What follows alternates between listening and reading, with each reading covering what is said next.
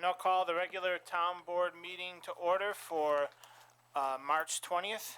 Visitors are invited to join the board members in rising and reciting the Pledge of Allegiance. I pledge allegiance to the flag of the United States of America and to the republic for which it stands, one nation, under God, indivisible, with liberty and justice for all. Roll call. Councilwoman Hush-LaRae. Here. Councilman Perticone. Here. Councilwoman Romeo. Present. Councilman Weiner. Here. And Supervisor Sealy. I'm here. Attorney for the town. Here. Thank you. Thank you, Madam Clerk, and welcome everyone. We have a modest agenda tonight. We have a few public hearings, and just as a little order of business, generally we have 3 public hearings right now. Two of which are new and one of which was left open. If you wish to speak on any of those public hearings, there's a sign-up sheet for each public hearing. If you're here for public input, which we generally do more in the beginning of the meeting, you can address the board on any number of topics. You're welcome to do so as well. The sign-up sheet is over there. A lot of opportunities for public input tonight. Just wanted to make sure we sorted everything out. The public hearing will likely happen after public input, just to let you know. It will start at 7:35. A few remarks before we get to our business. Last week, on a snowy March day, I joined a volunteer named Paul Kroner with the Meals on Wheels program to help deliver lunch to Arundequoit residents. I point this out because I think it's important to bring recognition to this program. First of all, it's a terrific program. Second of all, they are always looking for volunteers. They serve over 250 Arundequoit residents and 216,000 meals in Monroe County last year. Dedicated volunteers like Paul are always in demand, so if you have a few hours to spare any week, I encourage you to call 787-8326. Really great organization, very well run, and thank you, Paul. Next Tuesday, March 27th, the town will host a small business development seminar. Joining us will be Richard Pettit, Director of the Small Business Development Center at SUNY Brockport. Topics discussed will include funding sources, financing, marketing, and sales plans, and creating a sound business plan. This will take place again here in the Broderick Meeting Room of Town Hall and begin at 6:30 p.m. No RSVP is necessary. All current and prospective business owners are welcome. The Arundequoit Lions Club, featuring prominent member County Town Clerk Barbara Janier, will host its annual Easter egg hunt on Saturday, March 31st from 8:15 to 10 a.m. at Camp Eastman. The hunt begins promptly at 9 a.m. sharp.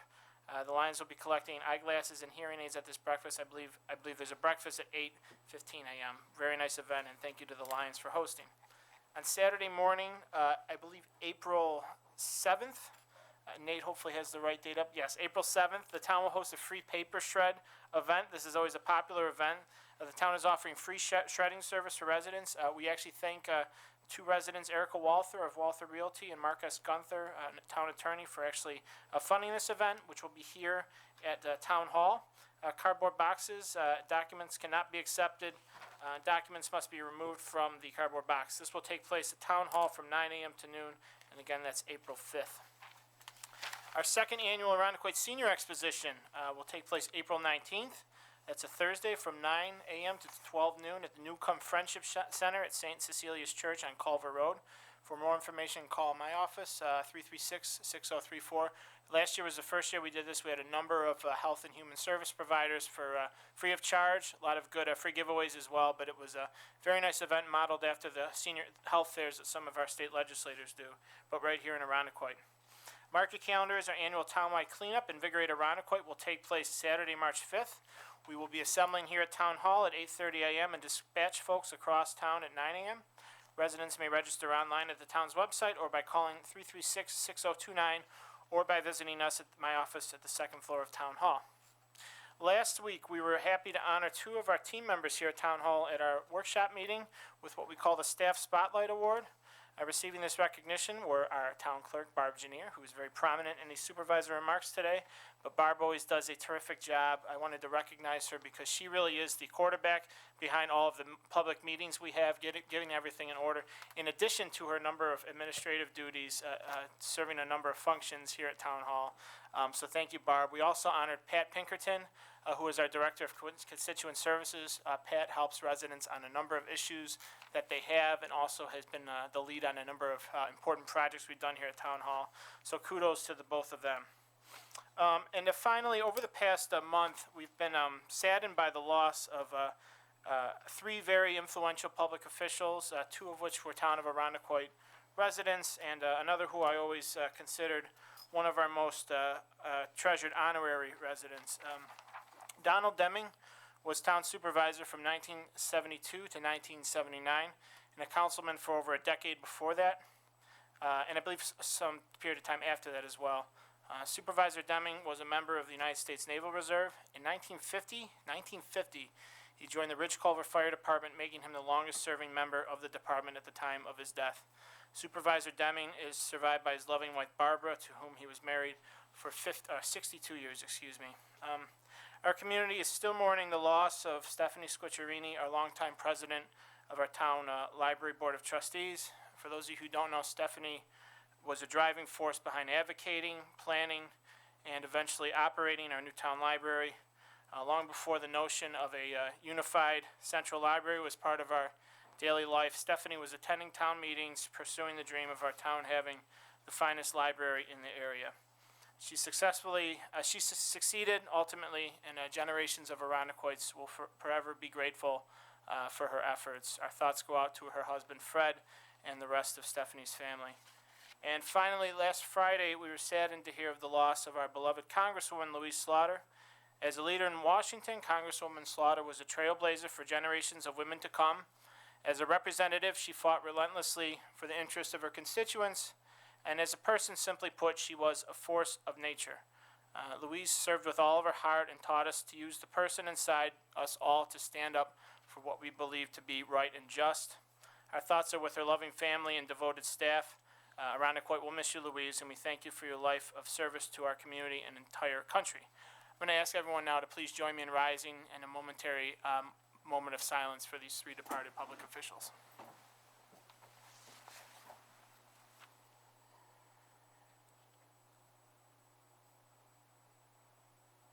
Thank you. Okay, from here, we will now move on to a swearing-in ceremony, which will take place up front. I will ask board members to join me at the podium and Chief Tantillo to temporarily take over the proceedings.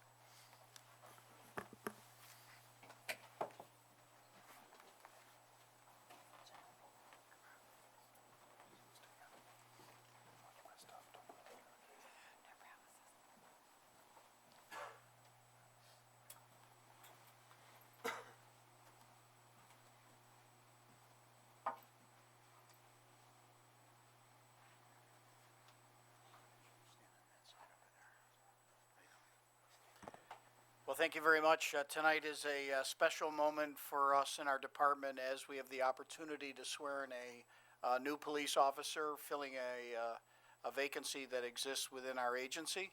And if I could have Officer Mark Banker come forward with his wife, please.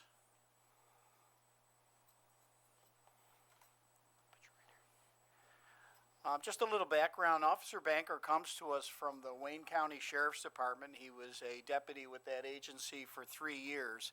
And we're very taken with what he listed in his resume and his, if you will, interview with us, because he strongly believes in a police agency or a law enforcement agency that has a community presence, that is committed to the public trust and the respect that we have for our community and law enforcement.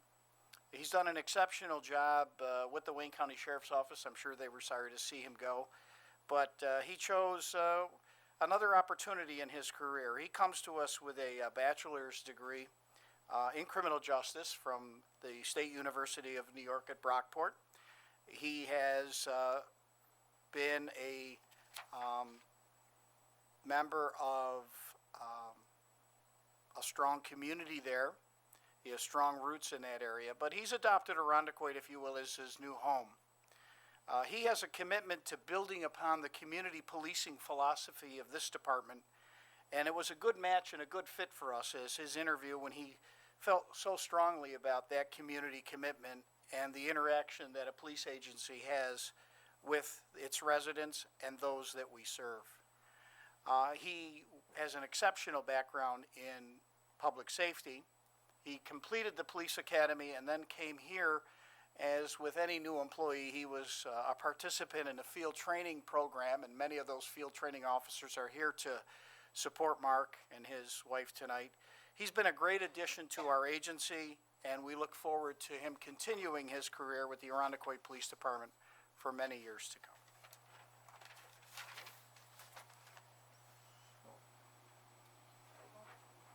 Give this to you. Officer, put your left hand on the Bible. Please raise your right hand. Repeat after me. I, Mark Banker, I, Mark Banker, do solemnly swear do solemnly swear that I will defend the Constitution that I will defend the Constitution of the United States of the United States and of the State of New York. and of the State of New York. I will enforce all of the laws I will enforce all of the laws of the State of New York of the State of New York and the town of Arundecoit. and the town of Arundecoit. I will fulfill the duties I will fulfill the duties of the rank of police officer of the rank of police officer to the best of my ability. to the best of my ability.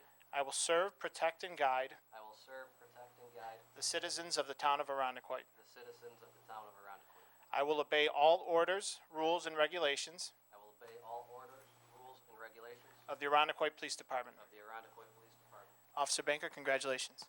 Thank you.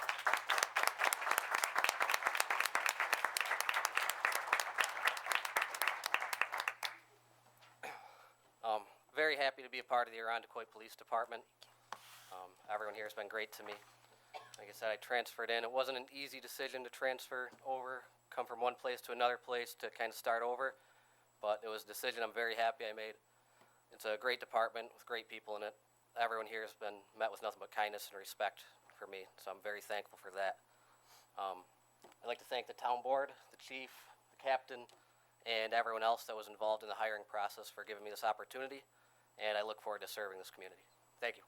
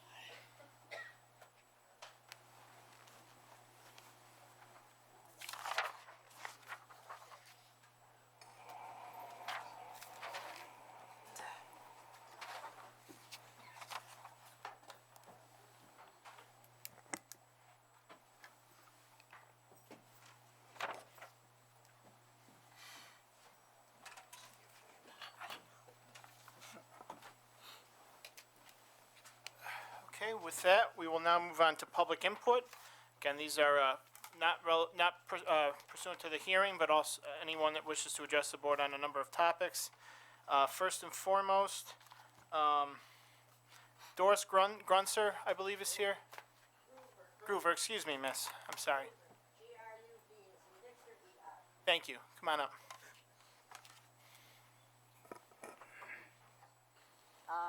By way of explanation, my husband Maury and I and our golden doodle reside at 700 Laurelton Road. That's on the corner of Hellendale. It's the Red Ranch House, the only one in the area. We have an issue with the U-turns on Hellendale Road that you are proposing. In essence, it sounds great. But before you make any momentous decisions, consider the impact on the residences whose driveways exit onto Hellendale Road. People driving down Hellendale Road thinking that they can make a U-turn are going to be with the fact that they can't. Well, that's fine. We'll just turn around in this person's driveway. Okay. It's a good example. Our driveway is within 15 feet of the sign that says end of the school zone. Fine. But you must consider that we now have a driveway where our cars may be there. But more importantly, The person that we consider a member of our family, our golden doodle, Marley, loves to sun himself there. Do you want someone driving into your driveway every morning to turn around because they can't make a U-turn on Hellendale? First and foremost, more thought needs to go into this. Our kitchen window faces toward the school, and we have been there for 57 years. So we have had the opportunity to observe what goes on at that school and the traffic around it. So we agree something needs to be done. So we are saying that before you do anything on this, more thought goes into it. So we personally invite you, Chief Tantello, and a few of the force for coffee and donuts at our house any morning during the hour when the school is opening.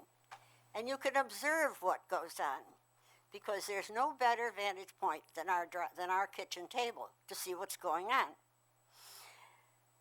So we will provide the coffee, and the men can provide the donuts, and they can observe the traffic. And then a thorough study should be made and come up with a safe solution for all. I thank you. Thank you. Ms. Gruber, what was your address again? 700 Laurelton. Thank you. It's And right on the corner of Hellendale. it's my neighborhood. I know that house exactly. I'm on Harwick, so I know that house. It's the only Red Ranch house in the neighborhood, so you have to know it, I have one of the other ranches in the neighborhood, so but it's not red. no, it's not. It's a brick. I'm going to add that to the record of that was actually one of the public hearings we had. I will add that to the record. That would be coming up, but certainly you were welcome to address us there, and someone will be following up with you from the I police really would department or office. appreciate it. Okay, thank you, miss. Thank you. Next, to signed up, we have Megan Sweeney. Printed out what I'm gonna say, Sure. for the board members. Thanks, and I brought one extra so I can get one of the. Oh, wonderful. And actually, the town clerk might be better, but yeah, she can get it on the record. Thank you. She takes the minutes. And when you get up there, just say your name and address, okay? Thank you, Megan. Thank you. We can share. Hello. Hi, my name's Megan Sweeney. I live at 250 Norridge Drive, 14622. I'd first like to express my deepest condolences to those involved and affected by the accidents that have brought some of you here tonight to talk about speed limits. I've come to speak on another topic. I'm a representative of the local Mothers Out Front team and a stay-at-home mom in Arundecoit. My oldest is learning to read in kindergarten, and my youngest is 3 and helps with household chores. I've come to speak here tonight because I care so much about them and their futures and often feel overwhelmed by the dangers of our world. There are some things that are unavoidable, but I can try to prepare my children for them. Broken down cars, bad dates, plenty of others for sure. What overwhelms me are the dangers that I don't know how to prepare them for, and at the top of that list is climate change. I don't plan on giving data or information on that tonight, as I'm sure the board members are quite aware.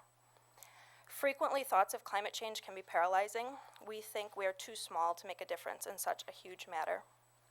But I've come here tonight because I believe we can make a difference, and I believe that the Arundecoit Town Board believes that as well. It's clear from the town's website, which celebrates many accomplishments, including a comprehensive environmental and energy policy, that Arundecoit was one of the first communities in the nation to sign the U.S. Mayor's Climate Protection Agreement, and a comprehensive master plan that includes the development of strategies to help guide us toward a more sustainable future. I'd like to applaud our leadership for securing for Arundecoit the title of Clean Energy Community. Thank you. It is clear, as Supervisor Seeley said in a recent op-ed to the Post, Arundecoit has become a leader in renewable energy practices. I'm proud to say I'm from Arundecoit. And so, I come here tonight to ask you to continue our town's leadership position in working towards a renewable and sustainable future. I'm here to request that the board pass a law to allow for participation in a Community Choice Aggregation Program, CCA, a program that has been approved and authorized by the state's Public Service Commission. As board members Seeley and Romeo know, CCA is similar to a buying club. Local municipalities decide to join to benefit their citizenry. The energy demand of residents and small businesses in town are aggregated together, and the large number of consumers creates more leverage in negotiating electric rates and energy supply choices. This is especially powerful when several municipalities join a CCA. You're fine, take your time. Thank you. Some local municipalities have already approved CCA for their communities, and we would be able to join with them in a CCA. They're the Village of Lima, Town of Geneva, Village of Brockport, and the Village of Scottsville. Additionally, the City of Rochester, Town of Brighton, and the Town and Village of Pittsford have shown interest in moving forward. In order to join with these communities in securing lower electric rates and supporting local and renewable energy suppliers, we first need to pass a law that would allow third-party administrators to do research and develop terms to which the town board would have ample time to consider, negotiate, and ultimately either commit or reject. I know some board members have already been researching this as an opportunity for our town, and I request the board vote at its April meeting to allow CCA to move forward. Climate change is here, and it is leaders such as yourselves who have the power to make decisions to ensure my children, all children, inherit a livable climate. I urge you to act now. Decide to move CCA forward in April and ensure that 100% green energy mix is the default. Our children are counting on you. Thank you for your time tonight. Thank you, Ms. Sweeney. And I know some other residents might have signed up to speak about this as well, and we certainly welcome that. At next month's workshop, we're going to have a presentation from Genesee Finger Lakes Regional Planning Council on the concept, and certainly Councilwoman Romeo and I have been very much involved in talks, including with Brighton and the town of Pittsford, and certainly something we're interested in and intrigued by, and certainly see the benefit in. I think we're interested in certainly exploring it and moving forward. Wonderful, thank you. You're welcome. Next up, Mr. McLeod, I believe, was to talk about speed limits. He crossed his name out, I believe. Can I just suggest that I do have something I can't talk about? Oh, sure. Yep. Yeah, I'm Robert Craig McLeod. I live at 59 Hardison Road. And one thing that's bothered me is the number of trees that are disappearing around Arundecoit. Pedestrians' main defense against cars that are driving too fast or in an errant type of fashion, believe it or not, are trees, because people don't want to hit a great big tree. I'm out jogging my dogs every morning, usually about 10 to 6 till about 7, and the number of trees have disappeared off streets and not been replaced is a big concern to me.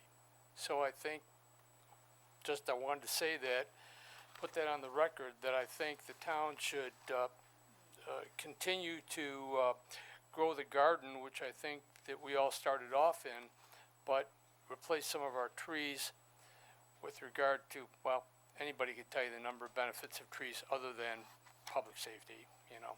But that is just one thing I've noticed, is that on a lot of major roads, in what they call the buffer zone between the sidewalk and the street, there has not been replacement of trees. You see this particularly on Titus Avenue, on Parkside Crescent, which is over by Hardison, on Hardison where I live, up and down Summershire. Summershire does have street lamps which offer somewhat protection, but especially on Cooper Road also, where the apron is very narrow. Anyhow, that's it. I made my point. Thank you, Mr. McLeod. Next signed up to speak is Laura Stern, I believe it is. Excuse me. My eyesight is not good today. You can state your name and address just for the record, and we'll all get it right. Thank you. Question, how does one sign up to speak? What I'll do, sir, is after the people who have signed up to speak are done, I'll ask anyone who wishes to speak but hasn't signed up to do so to come up. You're welcome. Hi, I'm Laura Stam.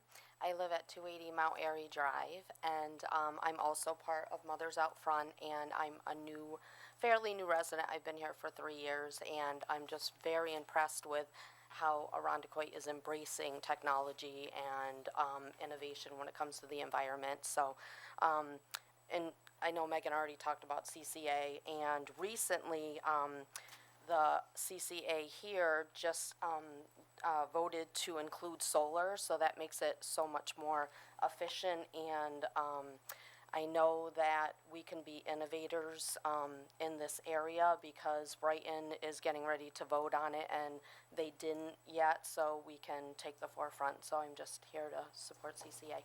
Thank you very much. Thanks, Laura. Next, signed up to speak is Heather DeLisi. I'm really messing up names tonight. I'm sorry, Heather. DeLise. How are you? Good, how are you? Good. Thank you. Okay. I reside at 88 East Parkway. I'm Heather DeLise. I'm a parent leader. I'm a team coordinator for Mothers Out Front around Equate. I have a 10-year-old son who has ADHD, and he likes to ride his bike around even when it's snowy out. I have a 5-year-old little girl who just started kindergarten who has to walk up and down the streets and across the street to get to the bus. I'm here to talk about two matters today that concern the safety of our children's future.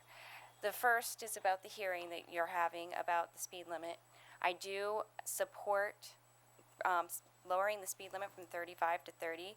Research shows that there is a significant increase in pedestrian accidents, resulting in fatality with every 5 miles per hour over the 25 per mile speed limit. This directly correlates with age, putting our elderly and our children at the greatest risk.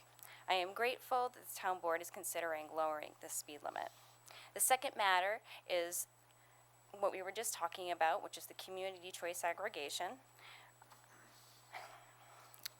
Mothers Out Front and People's Climate Coalition should be also part of your April workshop to discuss this type of energy aggregation. This legislation is needed to be passed in a time-sensitive matter. CCA is a mechanism that coordinates and aggregates the electricity demand for consumers. We need local municipality clean energy regulated locally. Not all CCAs are created equally. Rochester's People Climate Coalition is a trusted local organization that stands by dual assets approach to accomplish and create clean energy purchases as a default on residents' energy bills that will ensure clean energy consumption. Currently, our energy comes from all over using mostly fossil fuels. There are more and more purchasing of these fossil fuels, and the demand for infrastructure to support these fossil fuels is causing our taxes to be used in this sense. This just aggravates the problem of climate change. We need to stop investing in these kinds of fossil fuel infrastructures, and purchasing clean energy is one way to do that. It is one way to help our children's future to preserve a livable climate. I am proud of the leadership here in Arundecoit and becoming a clean energy community by the state, and I believe CCA is one way that we can make Arundecoit move forward. Thank you. Thank you. That's all the folks who had signed up for public input. If anyone wishes to address the board on a topic that isn't one of our public hearings, you can do so now.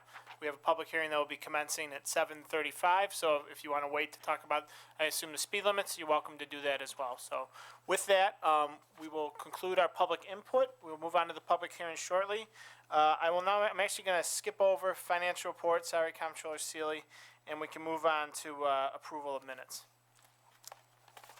Approval of minutes, February 6, 2018, the special town board meeting. Motion. Moved. And a second. Questions or comments? All those in favor say aye. Aye. Opposed? Minutes are adopted. Oh, excuse me, Councilman Weiner abstains. Thank you. February 13, 2018, the workshop meeting. Motion. Moved. And a second. Second. Questions or comments? All those in favor say aye. Aye. Opposed? Minutes are approved. February 20th, 2018, the regular town board meeting. Motion. Moved. And a second. Second. Questions or comments? All those in favor say aye. Aye. Opposed? The minutes are approved. Madam Clerk, I'm going to ask you now to move on to items for board action. Board members should move to item for board action number 1 under Town Assessor. Madam Clerk? Item number 1, authorizing a settlement agreement. Motion. Moved. And a second. Second. Thank you. Macy's Retail Holdings Incorporated for the tax year 2017 brought what's known as an Article 7 proceeding to the town, contesting their assessment. That's one of the recourses or course of actions that somebody might have. A settlement has been put before the town for consideration to reduce the assessment from $2.8 million to $2.4 million for tax year 2017. I reviewed this and am recommending the board to authorize me to enter into this settlement. Any questions or comments? Hearing none, all those in favor say aye. Aye. Opposed? Resolution is adopted. Item number 2, authorizing the award for landscaping services at various Arundecoit town locations. Motion. Moved. And a second? Second. Mr. Kylie, explanation, please? Thank you, Mr. Supervisor. The resolution before the town board this evening awards a contract for landscaping services for the town of Arundecoit to Arundecoit Lawn and Landscape with a total maximum value for this contract of $30,650. And Bob, what locations would this include? These locations would be here on the town hall campus, the town hall itself, the library, the public safety building, 590, all of the gardens in the center of, not 590, Seabreeze Drive, rephrase, and also all of the landscaping gardens within all of our town parks. Very good, and these were sealed bids open publicly, correct? That is correct, sir. All right, thank you. Any questions or comments? Hearing none, all those in favor say aye. Aye. Opposed? Resolution is adopted. Item number 3, authorizing the supervisor to approve additional services for the permanent public works facility. Motion. Moved. And a second. Second. Mr. Kylie, explanation, please. Thank you, Mr. Supervisor. This resolution before the town board authorizes a contract amendment to. Bob, can you, don't be shy with that mic. Can you hear me now? Yes, thank you. Sorry.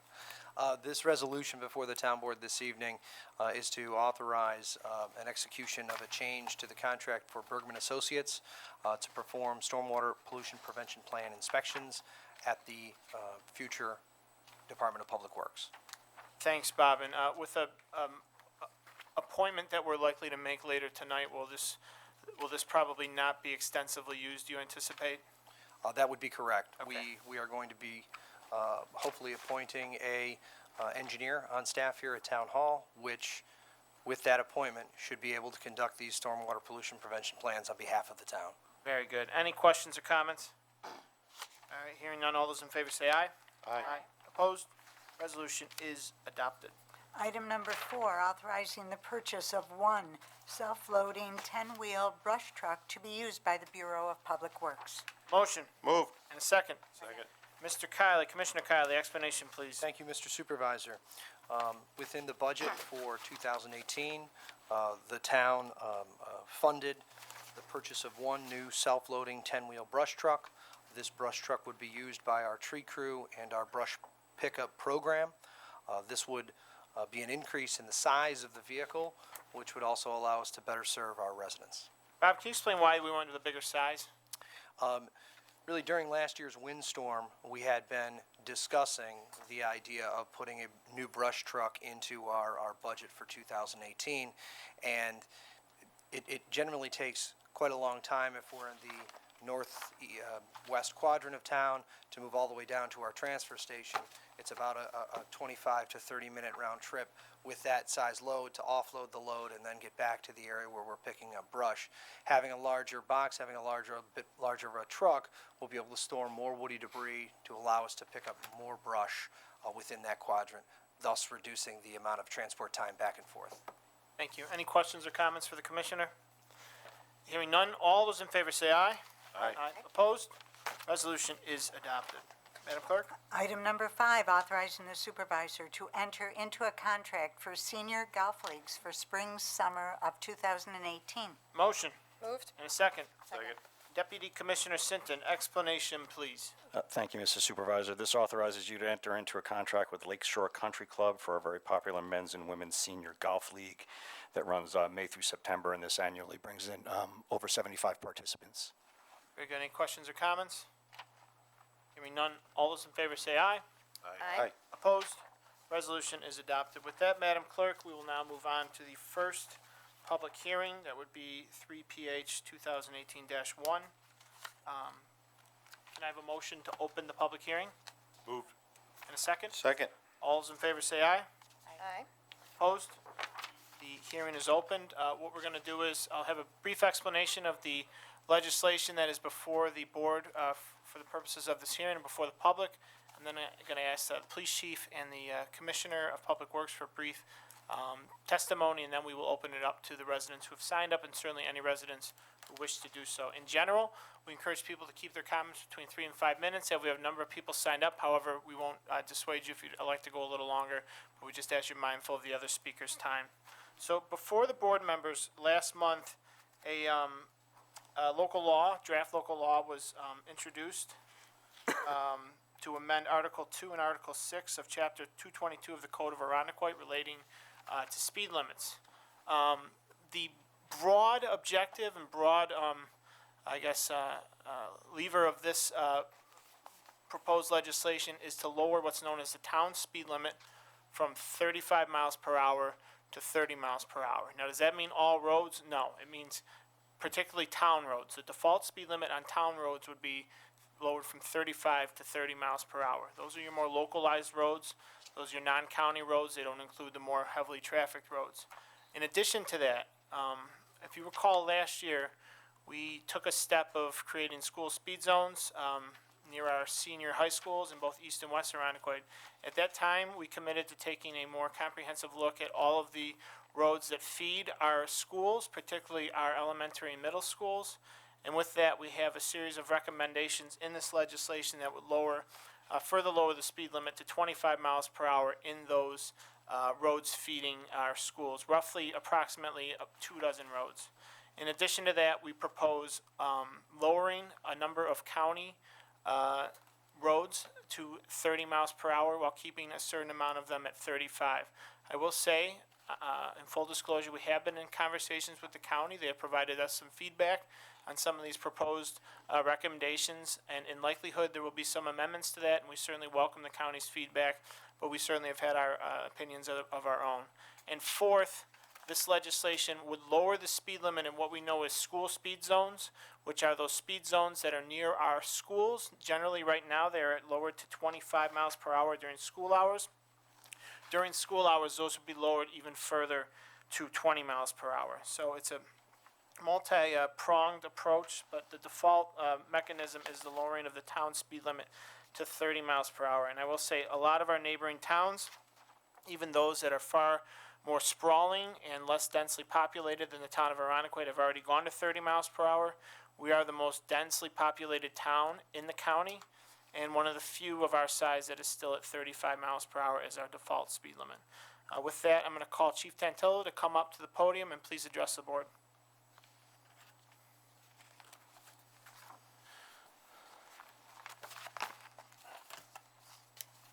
And just state your name and position for the record. You don't have to say your home address. You can say your work address. 1300 Titus Avenue.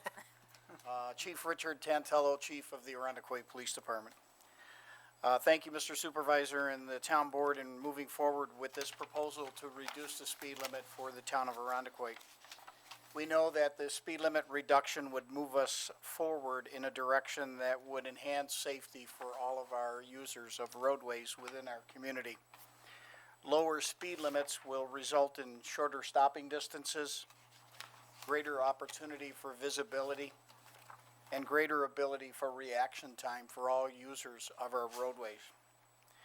This reduction for the town's speed limit would also lend to reducing the limits for those roadways adjacent to our schools and within our designated school zones, as just stated by the supervisor. This is certainly in recognition of the high volume of school children that walk to and from our schools on a daily basis.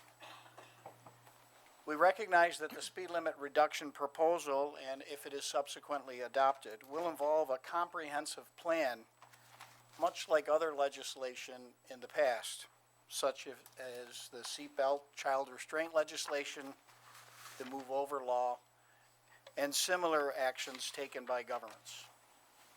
We know this comprehensive plan will involve the 3 E's. We know that it will involve engineering and what we need to do with roadway design, how roadways are designated, the appropriate signage, illumination, and marking. We also know that it's going to involve a great deal of education and community information. Educating and informing our users of the roadways as to what is the expectation when they are driving through our community. The community education effort will be far-reaching to all stakeholders, and it will be incumbent upon us to ensure that every community member is heard. That public education campaign will certainly involve many strategies and many platforms, and community feedback is going to be essential to our success. The 30 is going to be enforcement, the role of law enforcement with our community partners. We certainly will make every effort to collect speed data information, both from our highly visible speed trailer unit that collects speed data information, as well as a pole-mounted unit that isn't quite so visible for the motoring public.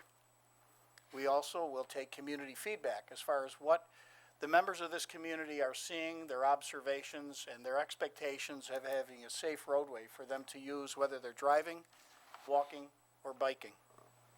We will address those community concerns and have those courageous conversations.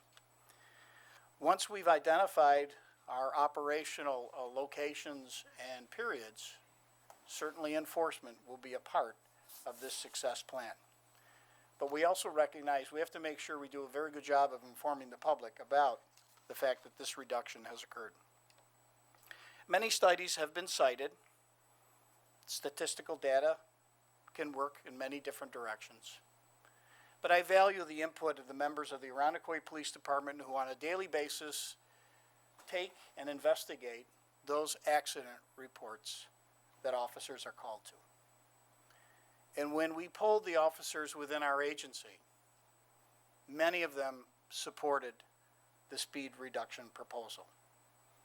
They see the results of motor vehicle accidents and how additional reaction time, additional visibility time, additional awareness will work to keep people safer. I highly respect the men and women of the police department, the exceptional job they do when they conduct these motor vehicle accident investigations. We support this move in this direction. We feel as though that it would keep many people in our community safe, and we just think it's the right thing to do. Thanks, Chief. I have one question, and I'll yield to my colleagues. Generally, how does the department go? Obviously, the officers can't be everywhere, anywhere. How do you go about targeting enforcement or picking where areas of enforcement occur? Aside from the schools, of course. Sure, absolutely. So in many instances, one of the key factors with that is officers are very familiar with their designated patrol zones. One of the things that we're very proud of in the town of Irondequoit and other municipalities that have their police agencies is on a regular basis, the same police officer is assigned to the same neighborhood. So they become very familiar, if you will, with the concerns that exist and, if you will, some of the safety issues that need to be addressed within that patrol zone. So the information from the experience associated with the officer assigned to that patrol district is critical. Community feedback is essential to us accomplishing our mission and being responsive to that feedback. And in many instances, we will deploy officers and resources, but what we find is we really need to identify specific operational periods for us to be visible and diligent in our duties. And that's when we use, if you will, the speed data collection resources that I mentioned, whether that's the speed trailer, which many people have seen, and the, if you will, the speed of the motor vehicle is visibly displayed, as well as, if you will, the pull-mounted box that's used to collect the data, which does not necessarily, is not as visible for the public to see. That allows us to identify when is it the best time to dedicate those resources in a particular area. And we move to be as effective and efficient as possible with that. Thank you. Any other board members have questions for the How chief? would you address, I've gotten a comment from some constituents, if we just enforced the speed limits we have now, it might cut back on speeding, versus changing the speed limit. Well, one of the things that I'd like to say is, I think we do a pretty good job of enforcing that current speed limit. But even as one of the members of the community stated, statistically, by reducing the speed limit, empirical evidence is that your reaction time is better, your visibility capabilities increase, and it just seems to provide people with a greater level of safety because of that. Now, I can't necessarily attribute the statistical data that was mentioned, but in several studies you will see that the lower speed limit really equates to less injuries, less serious accidents, if you will, from a property damage perspective. Anyone else? Just quickly, I want to say thank you, Chief, for supporting this and your great explanation tonight. I'm wondering, as you start to do your public outreach and education, if there'll be a piece of that that will extend beyond our local constituency to those who kind of come through the community. That's absolutely correct. You will see that many roads feed into several jurisdictions. So if you take some of our main arteries, they obviously proceed from one jurisdiction to another. And we need to be very diligent about working to make sure that everyone who frequents our community, it's simply not residents, as we know that we've become a regional shopping area, a place where people like to recreate, a place where people come to visit. And we want to make sure we make every effort to make every individual who travels through our community aware of this. That'll be a challenge, but certainly a challenge that we're up to. Thanks, Chief. I just have a comment, Chief. You know, since you changed the speed limit on Cooper by this high school in Dake, because I come up south on St. Paul, there's always an officer there. That's effective. Just having a police officer there, you know what I mean? That's extremely, I've noticed it just coming up through there since you changed the speed limit, there's been a big difference over there. So having an officer just parked there, just observing cars coming up is very effective, so. Well, and I appreciate that comment, and I just think that the men and women of the Arundecoit Police Department do an exceptional job, and when those violations are observed, action is taken. Okay. Well, thank you, Chief. We'll call you up if we have other questions. I'm now going to call Commissioner Kiley, Bob Kiley, to give some testimony and perhaps answer some questions, and then we'll move on to our members of the public.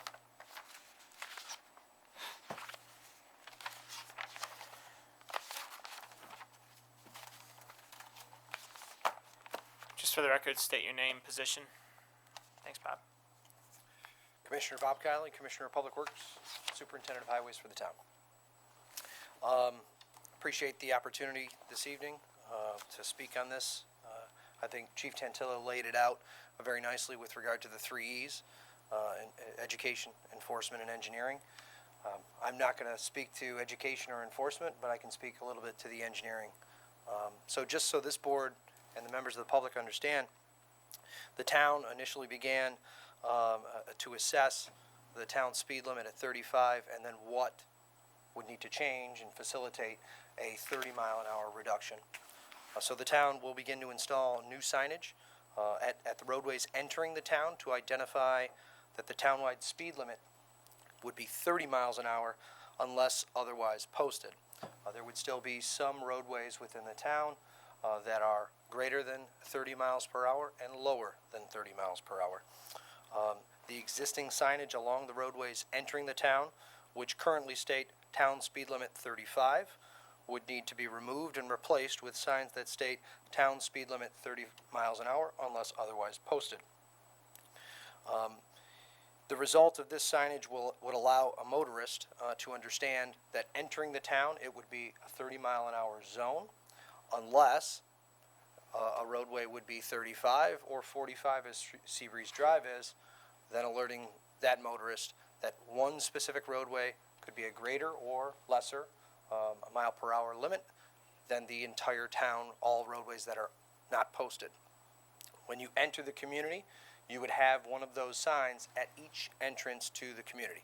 So if you are driving north from the city of Rochester onto Hudson Avenue, there would be a sign that says 30 mile an hour unless otherwise posted, and then maybe 1,100 feet down the road it would say 35 mile an hour area speed limit, clearly denoting roadways that are greater than 30 miles an hour but indicating that the entire town is a 30-mile-an-hour zone. As this board knows, there are a handful of roadways throughout the town which are already posted for area speed limits at 25 miles per hour. With that existing network already established, the town began to review additional roadways which should be lowered to 25. This review focused on roadways immediately adjacent to public schools. As Chief Tantillo mentioned, we are one of the few communities that has a walking district, West Arundecoit, within Monroe County. Thus was the focus for our continued examination for further reductions beyond 30 miles an hour. After reviewing the existing established network of 25-mile-an-hour zones and review of the schools, the town has put forth this legislation this evening to lower the adjacent areas and roadways adjacent to the public schools to 25 miles an hour. Further, as Supervisor Seeley mentioned, the existing school zones established near or around our existing schools would be reduced to 20 miles per hour. Per the Manual Uniform for Traffic Control Devices, the MUTCD, a town is able to reduce a school zone 10 miles an hour below the town-wide speed limit, or the existing speed limit on the roadway. Thus, we would take that from 25 to 20, as the roadway network within the town would be posted as a 30-mile-an-hour zone. On a similar note, the town has recently applied for state funding to upgrade pavement markings and install additional high-visibility crosswalk signage at 20 different locations throughout the town. This would allow for an increased visibility on the pavement markings itself, be it at some locations 2 white lines, at some locations the larger blocks that go across the roadway, or 2 white lines with the ladder-style blocks. Similarly, the County of Monroe has also applied through the same grant to upgrade pavement markings at 39 signalized crosswalks throughout the town, and another additional 23 non-signalized crosswalks. Thus, we seek to upgrade an additional over 80 crosswalks for additional signage, additional pavement markings, and additional high visibility. Other engineering aspects, and I believe someone in prior testimony might have said street trees. Within that, there are many passive ways that you can calm traffic in general. Street trees is one of them. If you're able to put many objects, fixed objects, such as trees, it tightens that roadway up. Motorists typically travel to what the road conditions are. If it's an extremely wide roadway, they tend to go faster than it's an extremely tight roadway. So with that, the Department of Public Works continues to plant as many street trees as we can. Last year's windstorm certainly did not help that issue, but we certainly put forth a lot of effort and have an ambitious program year to year. Our physical roadway network on town roads varies. The pavement width could be 20, it could be 22. There are some roads where it's 30. We are actively exploring pavement markings to tighten that road surface up, putting painted shoulders to bring traffic closer together, which would then slow it down. In addition, with regard to some street trees on county roads or the reconstruction of county roads, the town has a limited jurisdiction when it comes down to planting street trees within the county right-of-way. The Department of Transportation, the County Department of Transportation has strict regulations with regard to the planting of street trees, and so we try to work with them and push them to as much as we can. For some capital projects that the county has planned, we often meet with the County of Monroe to discuss what type of projects they are having, what they are planning to do, and often give feedback. One of those projects in particular, Norton Street, or the reconstruction of Norton Street, where the county is planning a total road reconstruction. The town pushed very hard to bring that roadway in, to slow that traffic down, to establish granite curbing instead of asphalt beyond the concrete gutter, which opens up that road surface. If you drive down Norton Street today, it looks very open. You feel like you can drive faster. By bringing it in, by bringing curbed gutters there, removing the asphalt beyond the road surface, it tends to slow that traffic down, just in the sense that it's tighter. You're less comfortable driving. Your lane is smaller. It's not 13, 14 feet wide, but it's 10, 11. One question, then I'll yield to the other board members. Any idea, Bob, of the replacement cost of sign? It's going to be considerable, I assume. Have you banked that at all? Yes, sir, I have. We first inventoried and identified all of the existing speed limit signs at all of the entrances to the town, and then moved through an analysis, school by school, road by road, inventorying and identifying how many posts would be required, how many 25-mile-an-hour speed limit signs would be required, 20 mile an hour, 30 mile an hour, etc. Total cost at this time is approximately $11,000. Okay, thank you. Any further questions? No, thank you. Thanks, Commissioner. We'll call you Thank you back for up your if input. we... Thank you. Okay, thanks, Bob. Very thorough. Okay, with that, we have 3 people signed up, but I assume there might be more who might want to talk, so we'll get through the 3 who have signed up, and then I'll call orderly, and certainly we welcome testimony. And again, no time limit, but we ask you to just consider the other speakers. With that, Craig McLeod, 39 Hardison Road. Thank you. 59, excuse me. Yeah, I have great concerns about things that are being talked about tonight. My dog was killed back on September 22nd of 2016. And it was a great concern to me that the driver that killed the dog was far in excess of the speed limit. There's a number of reasons for that. It's early in the morning, and Cooper Road, where this happened, is very sparsely populated with cars. So you might ask, how possibly could a dog and almost me get hit at that hour, waiting on the side of the street to cross the street? So I made a notice up to the town, not a formal complaint notice, but a letter to basically explain what was happening. And in that explanation, I wrote the following. With regard to remedy, Felix life cost, purchase price, and so forth. But I said it should stand for safer pedestrian traffic on Cooper Road to include reduced speed limit. You got to remember, the date on this particular document was December 1st, 2016. This was the actual notice of claim. But safer pedestrian traffic Cooper Road to include a reduced speed limit, and most importantly, police enforcement during light traffic hours. And because I never see, even if I journey up there now, very rarely see a police officer out at that morning. I also am constantly on Summershire, and there's cars I could identify one after one. They're the same cars every morning. And as soon as they hit that corner off of St. Paul Boulevard, coming to go east on Summershire, you just hear them hit that, accelerator. By the time they're halfway towards Briarwood, they're going in excess of 50 miles an hour. And, a lot of times I wave them down, slow down, you're going way too fast. But, I'm not a police officer.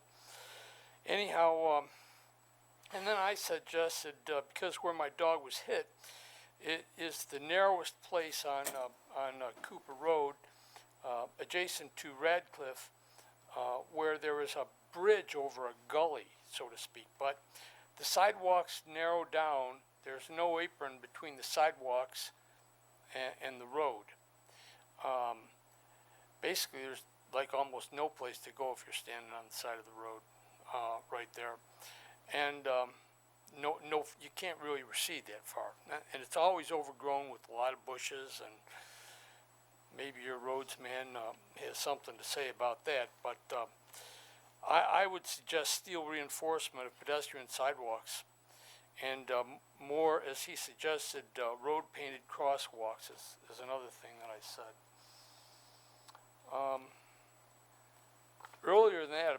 month earlier than that, I wrote a letter that said, we need police automation to monitor and enforce traffic. It seems like Chief Tantello has addressed that somewhat, but it certainly wouldn't hurt, especially around Radcliffe, even if he just parked a police car there it has a great impact, even if there's no one in the car. I used to live down in Florida for a while, and they use that particular scheme all the time, and I'll tell you, it has a dramatic impact on speed of cars. And then I suggested the speed on Cooper Road reduced to 25 miles an hour. On April 3rd, 2017, I wrote Mr. Seeley a letter. I don't want to really get into, we all know what happened just prior to that. But once again here I say we need to immediately police or use automation to strictly enforce traffic speed. And see, it's one thing to reduce the speed limit, it's another thing to strictly enforce it. Now, I've made many trips between here and Florida on the road. There are places you go through in Virginia, if you go over just a few miles an hour over the speed limit, they're going to tag you. That's just the way it is. And it says right on the side of the road, strictly enforce speed limit. So I think there was a strong message there that if you're going to be reducing speed limits, it's even more important to enforce them, because people take a 35-mile-an-hour speed limit is licensed to go 45, 50 miles an hour. And it's very typical speed I observe. And believe me, I've been walking dogs a long time and jogging and all that kind of stuff. You can just tell how fast a car is approaching by the sound of its tires. And I've had a lot of experience of that. Anyhow, once again, I suggest provide steel guardrail reinforcement of pedestrian sidewalks, provide road painted crosswalks. I say at all intersections, and it's probably unrealistic, but definitely at Winona Boulevard and Cooper Road, there ought to be a crosswalk there. And I'd like to see one at Radcliffe too, and then maybe several between Summershire and Titus Avenue. The last letter I wrote actually was, this was in concert with what I sent to Mr. Seeley, went to the Senior Deputy County Attorney, Mr. Brown, and once again, I reiterate the same thing: immediate policing or using of automation to strictly enforce speed limit on Cooper Road. Why is Cooper Road so important? Because that's where students are walking. I've been down there to observe many times after my dog was killed, just trying to understand how this all could have happened. The dog was, I brought a picture along with me, if you want to see it. He's just one of God's animals, very beautiful. And anyhow, I once again say reduce the speed limit 25, strictly enforce it, provide steel guardrail enforcement, pedestrian sidewalks where there is no grass apron, like on that bridge I just alluded to, across from Radcliffe.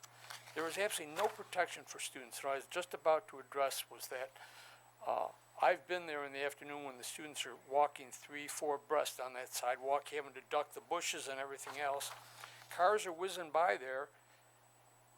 You know, kids are kids. They don't see it like an adult does. You know, they're immortal, so to speak. And so I just think a guardrail there, or else a widening of that road, and it'd be difficult, as I'm sure your superintendent would tell you, that they're very difficult to widen that, because you got to build more bridge out there over that gully.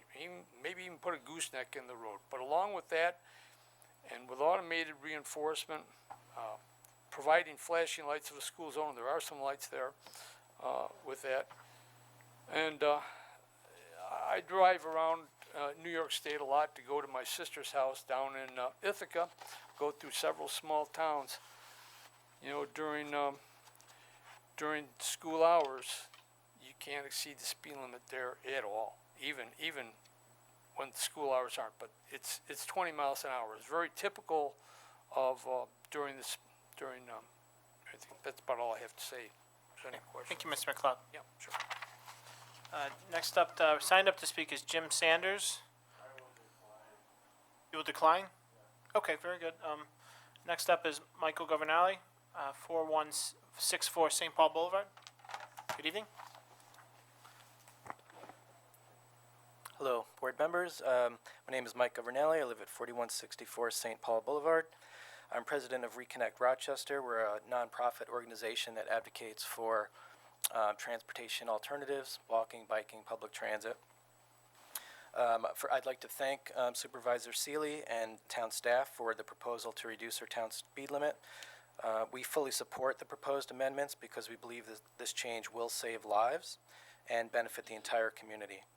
According to the National Highway Traffic Safety Administration, the two biggest factors in traffic deaths are alcohol and speed, 31% and 28% of all traffic-related deaths, respectively. Most drivers know that driving under the influence of alcohol is dangerous, but speeding is something that many do on our streets every day and they don't give it a second thought. I should also point out that the percentage of speed-related fatalities is higher on minor roadways like our neighborhood streets than it is on highways and interstates. Reducing speed limits alone, as many others have pointed out, will not be a silver bullet, but this is an important step, done in concert with education, enforcement, and thoughtful street design practices. Also, as pointed out, the culture of how we use and share our streets will begin to change. And if we can do these things while encouraging more people to walk and bike in our town, that will ultimately lead to reduced public health costs, healthier and happier residents, more opportunity for local businesses, and an improved quality of life for everyone. I'd like to make 2 points that might help us understand why a reduction of just 5 miles an hour can make a big difference. The first, as Chief Tantillo already pointed out, has to do with stopping distance. When we're driving, we cover a lot of ground. A driver traveling at 40 miles an hour is moving at about 60 feet every second. So imagine you're driving and something or someone appears in the road 100 feet ahead of you. Even if you are alert and are able to apply the brake, you will still hit that person at a speed of about 36 miles an hour. You need time to recognize a hazard, react, and apply your brakes. The distance you need to stop increases with speed. So at 40 miles an hour, a driver needs about 200 feet to react and come to a stop. At 30 miles an hour, that driver would need about 110 feet to stop. And at 20 miles an hour, they'd need about 60 feet. So that's a big difference. At lower speeds, you give yourself the opportunity to avoid a crash altogether. And even at 5 miles an hour, or even at a 5 mile an hour change in the speed limit, that would make a big difference, which brings me to my point number 2. If a crash does occur, 5 miles an hour can mean the difference between life or death. Put simply, if you are a pedestrian and you are hit by a car, your risk of being killed increases exponentially as speed increases. A person hit by a car traveling at 20 miles an hour has better than a 90% chance of surviving. If that car is traveling at 30 miles an hour, most studies indicate your odds of surviving are somewhere around 50%. At 40 miles an hour, you've got a 90% chance that you will die as a result of your injuries.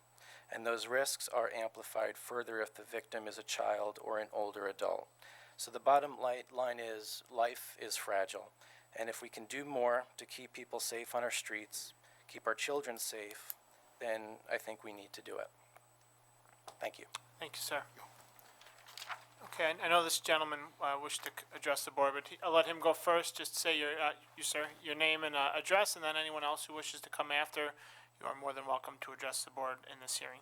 Hi, my name is Matt Langworthy. I've been a resident of Arundecoit for 18 years, including 17 years as a homeowner on 71 Cecilia Terrace. I come here today because I do have some concerns about lowering the speed limit. And I've actually brought some documents here that I will be glad to share with the town clerk. Thank you. Thank you. In one of those documents, they did a study in Great Britain about lowering the speed limit. Unfortunately, what they found is when the speed limit was lowered, the cyclists and the pedestrians that this gentleman here was referencing and developed a false sense of safety, and that the number of accidents, including fatal accidents, actually increased. And in the other article I presented, it talks about, and they actually talked with a law enforcement officer from the state of Michigan, that lowering speed limits does not automatically lower the speed at which people drive. People tend to drive intuitively, and I know this because I drive about 15,000 miles a year across New York, Pennsylvania, and Ohio. And I've observed this, that people tend to drive what they feel that they're comfortable with. And even when there's enforcement, people will do it again. People have gone to court more than once for traffic tickets, and traffic tickets don't always solve the problem. I can see the point behind having a 25-mile-an-hour speed limit in school zone. Even some narrow streets, it makes sense. But on other roads like Culver Road, Seneca Avenue, East Ridge Road, 35 seems to be perfectly normal and safe. And thankfully in this town, while there was one tragedy last year, and that's unfortunate, we haven't had a lot of pedestrian fatalities here in Irondequoit. I think we have a lot of conscientious, both drivers and pedestrians in this town. And I think if we were going to do anything, we might want to approach kids and teach them about the dangers of being too close to the roadway, jaywalking, not looking before they cross. I mean, we do the same thing. Anybody here who's in Generation X probably remembers back in the 80s when they started doing DWI awareness and some of the gruesome things that we saw, some of those videos that they saw, and the survivors. And I don't think we necessarily have to go quite as graphics as what they did, but at the same time, I think an educational program would help increase pedestrian safety, just as education helped reduce DWI problems back in the 80s. And that's all I have to say. Thank you. Thank you, sir. Would anyone else wish to come to address the board at this public hearing? Sir? And please just say your name and address, if you will. My name's Paul LeBera. I live at 460 Oak Ridge Drive. And I didn't come prepared today. I jotted down some things quickly. And I work with kids. I own the gymnastics school in Webster, Northern Hemisphere. Probably 800 kids come through the door a week. I know what kids are capable of learning and not, and I know what kids, how unsafe they are. I know how unsafe drivers are. With that being said, I don't think reducing the speed limit is the way to go. I love what the gentleman just said about educating kids. You know, parents these days aren't showing their kids how to cross the street, how to have both people on. I watch kids go split on bicycles to either side of the road. There's a lot to be said for a driver to slow down when you see a kid or a bicycle or pedestrian. At 10 o'clock at night when I come home from work, there are no people out walking, and it seems ridiculous to go to lower everything to the lowest common denominator, to make things that are, you know, we made speed limits 55 back in the 80s, and yes, things were safer, but we had to get places and we had to do things. And I know this is not going to sound great, but I have a real issue with what I've seen, the police conduct in Irondequoit. Before I go any farther, I went out of my way to move back to Rochester, made a very conscientious decision to move to Irondequoit where I grew up. I got my first little bicycle license here at this town hall.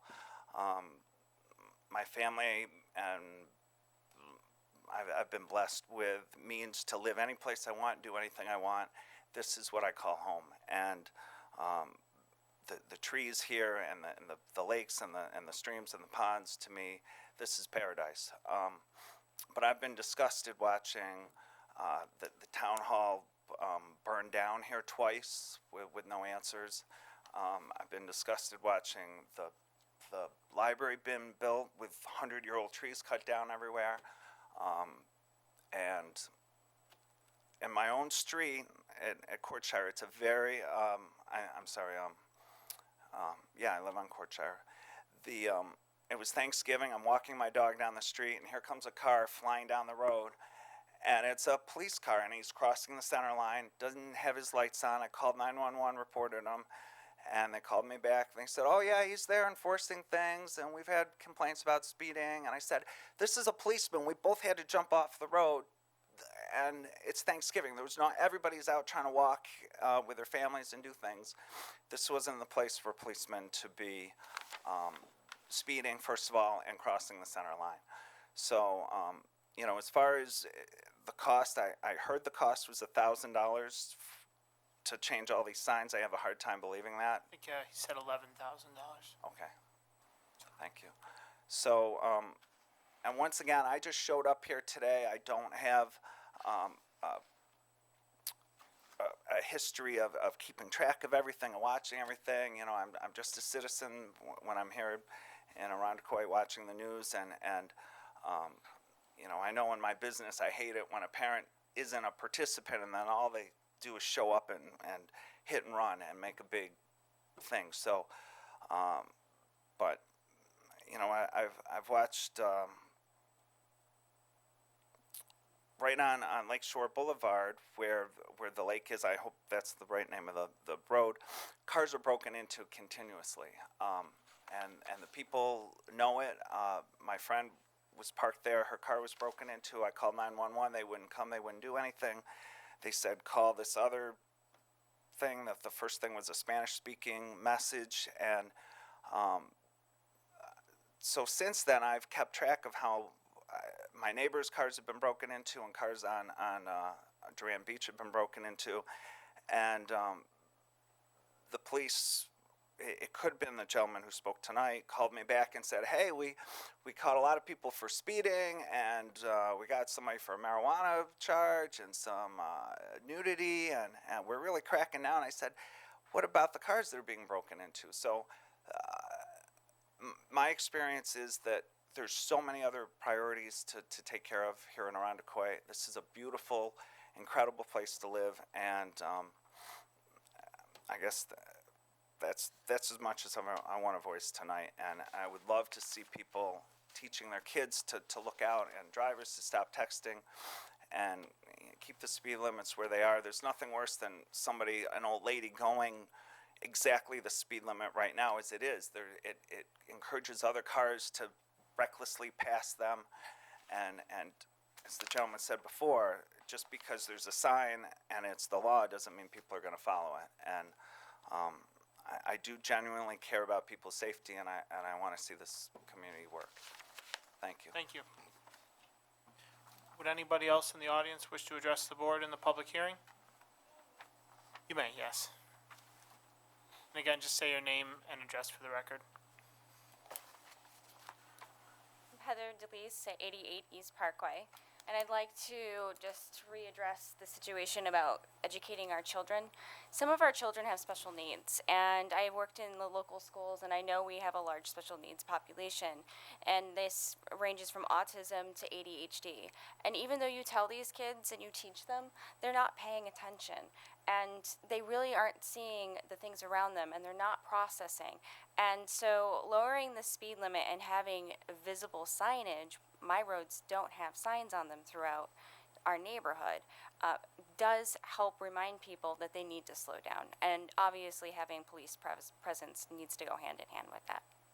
Thank you.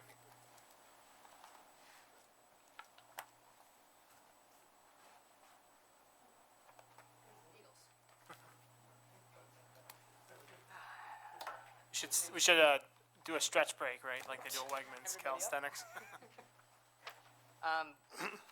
Good evening, town board members. My name is Michael D'Amico. I live at 27 Georgian Drive, right off of Pardee, which is a straight shot town road. Hopefully, would be nice to have it even at 20 miles an hour. It is. We have the school right there. Also cramped in between Norton Road and Empire Boulevard. Those are death traps. Norton's a little bit better. It has a nice shoulder, to escape beyond just the sidewalk on the one side. I'm here to support the proposed legislation to decrease the speed limit in the area. My profession by trade is a landscape architect. I deal with a lot of transportation engineering. I am fairly well versed on the state code, state design standards, even our own town or lack thereof design standards. The Sergeant Tantillo, our Chief Tantillo now, as well as Mr. Governal, a couple other people, had brought up, the 4 factors that the state Strategic Highway Safety Plan calls out, on page 28 and 29. They have 4 bullet points, which we had all addressed. Number 3, we're accomplishing right here, working with the judiciary to address speeding issues. This is one proposed way to do that. The first bullet, though, is implementing infrastructure projects to decrease the number and severity of crashes due to speeding. That's where something like a complete streets policy and legislation brought forth by you guys could be beneficial. Also, creating design standards for the town. The commissioner had mentioned we work with the county. The county is a little bit slower on picking up on these complete streets, it seems, but they are open to our suggestions, especially if those policies are in place. So while this is a great first step, I believe, it's only the beginning. We've heard concerns about how, we could change the signs, we could change the speed limit. Well, that straight shot, and the commissioner had mentioned, the psychology behind the design of a road. Reducing the amount of asphalt obviously is a great way. Street trees, another great way. But on when we've created basically just a racing strip, just between these roads, what can we do? Traffic calming measures such as bump outs, more multiple crosswalks, mid-block crosswalks. These things can help and have been proven to slow down traffic. If that is created and established within the town design standards, that when we go and refurbish or replace or even resurface all of these roads, that can then there be implemented. So we need to establish those issues and legislation prior to, or I guess not even prior to, but to accompany just the speed limit deduction. Thank you very much. Thank you. Anybody else? Okay, so just a little bit about process here. We're not going to adopt. We're going to leave the public hearing open. I'll ask for a motion shortly to do so. We're going to collect the input from both tonight's testimony as well as input that we've gathered from other stakeholders, including residents. And at some point in the next few weeks, I will be making some recommendations to the legislation to put for the board to their consideration. At that time, we will post it on the town's website and in the town hall as well. But with that, I'm going to ask for a motion to leave the public hearing open. So moved. And a second? Second. All those in favor say aye. Aye. Opposed? Okay, the public hearing is kept open. Thank you all for your testimony as always. I appreciate the civility. We always do a good job in respecting others' viewpoints. With that, Madam Clerk, I'm going to ask you to call up public hearing number 2.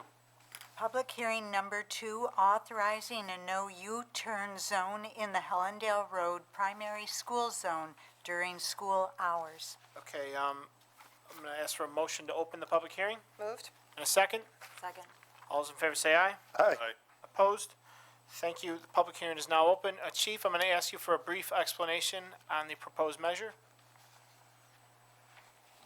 Thank you, Mr. Supervisor. This legislation would create the no U-turn within the Hellendale Road primary school zone, predominantly speaking to Hellendale Road, where that road configuration allows for buses to stage during the arrival of students and the, if you will, departure of the students at the end of the school day. Due to the configuration of that roadway and that cutout, it allows for motorists to make U-turns in that area, which has been determined to be really an unsafe action with so many youngsters in that area at that school. This information has come to us via the crossing guard that's assigned to that intersection, the staff members at the school, and then certainly the observations of the officers assigned to that patrol area. Thank you. And as with the previous proposed measure, we will not act on this tonight. Generally, we take input if necessary, and then we'll likely make a decision next month. I didn't have anyone sign up for this public hearing, although I did note some folks come in after the meeting started. So if you will, please feel free to come forth and address the board. Mr. be shy. Supervisor, if I may, can I just add one more thing, please? Of course, sir. That this is designated during specific times, such as 7 a.m. to 9 a.m. and then 2 p.m. to 4 p.m. Thank you, Chief. Sorry about that. It's okay. Sir, if you just will, your name and address if possible. Thank you. My name's Charles Bodley. I live at 713 Westchester Avenue, right along the school. I've lived there for 35 years. Okay? And I spoke with the guard, the crossing guard, and let me explain something to you right out of the gate. That school, if that lady crosses 10 people, 10 kids, in the course of the day, that's a lot. They're all busted. Now, the problem they're having in Hollandale Road, you don't need a law, you don't need signs, all you got the laws right here. It's the state states that, in addition, it's prohibited, any vehicle to make a U-turn in a school zone. That's a state law. It's right there. So you don't need the signs up, you just need a police officer to write tickets. And that's the best, as far as I know, so I get one ticket. I'm not doing it again. And the crossing guard I spoke with, she said that's all they need is a police officer, because they had a security guard there. And he's trying to tell people they can't do it, and that's not gonna work. It's just not. Could you I just want to make sure the clerk has that. Do you mind sharing that with her? And what we can do is I can get you an answer if we have either an opinion on that or something just to respond to that. I want to make sure we're not. We've lived there for the people I walked in, we've lived there for over 30 years, right next to the school. And trust me, the school is not a blessing to us. Trust me. Well, we have to deal, the buses are right across the street. So we deal with it twice a day. So the thing in the front of the school, if anybody knows about that school, there's a turnaround lane on the side of that school. That lane was supposed to be for drop-offs. And lo and behold, they turned it into a parking lot. Okay. So thank you, sir. you can do what you want, what you will do.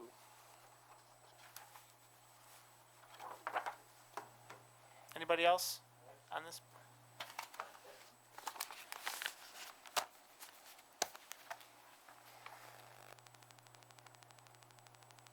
Evening. Hi, Nancy DeCare, 729 Westchester. As Mr. Bodley said, U-turns are already illegal. The bigger problem I see on Hellendale Road is right across from the main entrance of the school on that stretch of Hellendale. There's signs everywhere, no stopping. But that's where all the parents stop, park, pick up their kids, do their U-turns. If the no stopping on that side and the no parking in the little bus area were enforced and people were ticketed, you wouldn't have U-turns. They need to go into the parking lots, park their car, go in and get their kids. It's safer for the kids, it's safer for the drivers. You can't get down the street half the time when school is letting out. You've got people parked for their kids and sometimes deliveries for the school. You can't even get down it. So, my suggestion is U-turns are already illegal. Enforce the no stopping, no parking in the morning and at night, and it should resolve the issue. Thank you. Thank you. Anybody else wish to address the board? And we will get responses to both the residents who spoke if we have any clarification on that. But thank you for providing that input, and we'll certainly look at it and assess. With that, I'm going to ask for a motion to keep the public hearing open. So moved. In a second? Second. All those in favor say aye. Aye. Opposed? Public hearing is kept open. Madam Clerk, we'll now move back to a previously public hearing kept open, 2PH 2008-1. Can I have a motion to reopen that public hearing? Moved. In a second? Second. All those in favor say aye. Aye. Madam Clerk, would you please read the title of the public hearing? Public hearing PH 2018-1 on the matter of a proposed local law to amend Town Code Chapter 235, Article 26.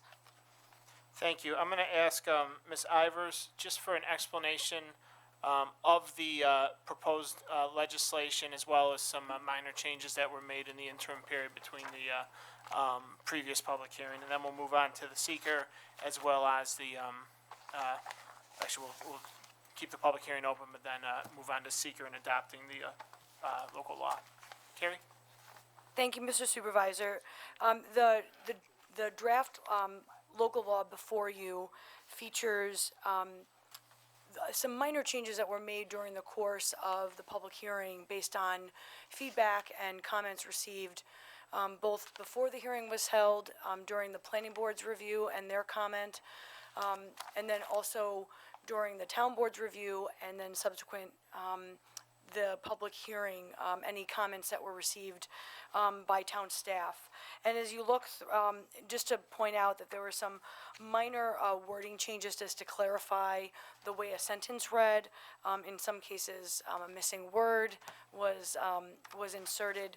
We did realize that one change that I will note is that lighting wasn't specifically addressed in the document or in the regulations, and so we did provide some additional language around the requirements for lighting, both for the purposes of administrative review thresholds and then also for guidance with respect to site design. Again, the comments or the changes were mostly in terms of how things were worded. And so no significant changes or substantive changes to the code. Thank you, Ms. Ivers. Any members of the public wish to come address the board on this matter? Okay, seeing none, I'll look for a motion to close the public hearing. So moved. In a second. Second. All those in favor say aye. Aye. Opposed? Public hearing is closed. Madam Clerk, 1A, please. Item 1A, regarding State Environmental Quality Review Act compliance for a local law to amend Chapter 235, Article 26 in the Arundecoy Town Code. Motion. Moved. In a second. Second. Ms. Ivers, explanation, please. This is an unlisted action for the purposes of seeker.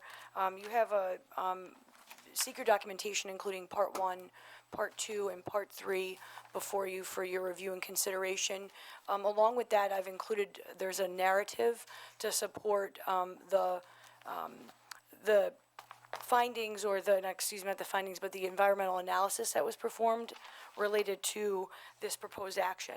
So this is a local law to amend zoning. And as a result, the zoning can influence or affect development. So in looking at environmental impacts, we look at a few different areas. First and foremost being the impact to community character and land use. You'll note in the Part 3 narrative, there are many examples of how this proposed zoning change is supported in the 2014 Comprehensive Plan, and meets many of the specific visions and goals outlined specifically for the East Ridge Road corridor. And so I'd point to that. And so based on the review of the Comprehensive Plan, vision, and goals, this zoning district's alignment, and the fact that fundamentally the changes that are being advanced in this district aren't going to substantially affect or alter potential land uses. It clarifies language. It provides a little bit more flexibility than the former district regulations provided, including the possibility of allowing residential development. Multifamily residential development was not contemplated in the prior version or the current version of this district language. And so to move the town in a direction that's more closely aligned to the comprehensive plan, this is certainly in keeping with the land use and character as expressed in that document. We then look to traffic. While this is a zoning change, there's no physical development that's going to result directly. Future subsequent development that occurs underneath this zoning would have to meet certain standards when it comes to review of development. That includes the potential for traffic impact analysis on a project-by-project basis that might be determined either by Monroe County Department of Transportation. The town of Arundequoit would have that discretion as well as New York State Department of Transportation. And those are the agencies that have discretionary review during site plan or development review in this area. We also looked at, because most of the town is in an archaeologically sensitive area, but past guidance from SHPO tells us that in areas where there's been previously disturbed, developed lands, that it's unlikely that you're going to encounter archaeological sensitive features, and so then it's a non-issue or a small to no impact for the purposes of seeker.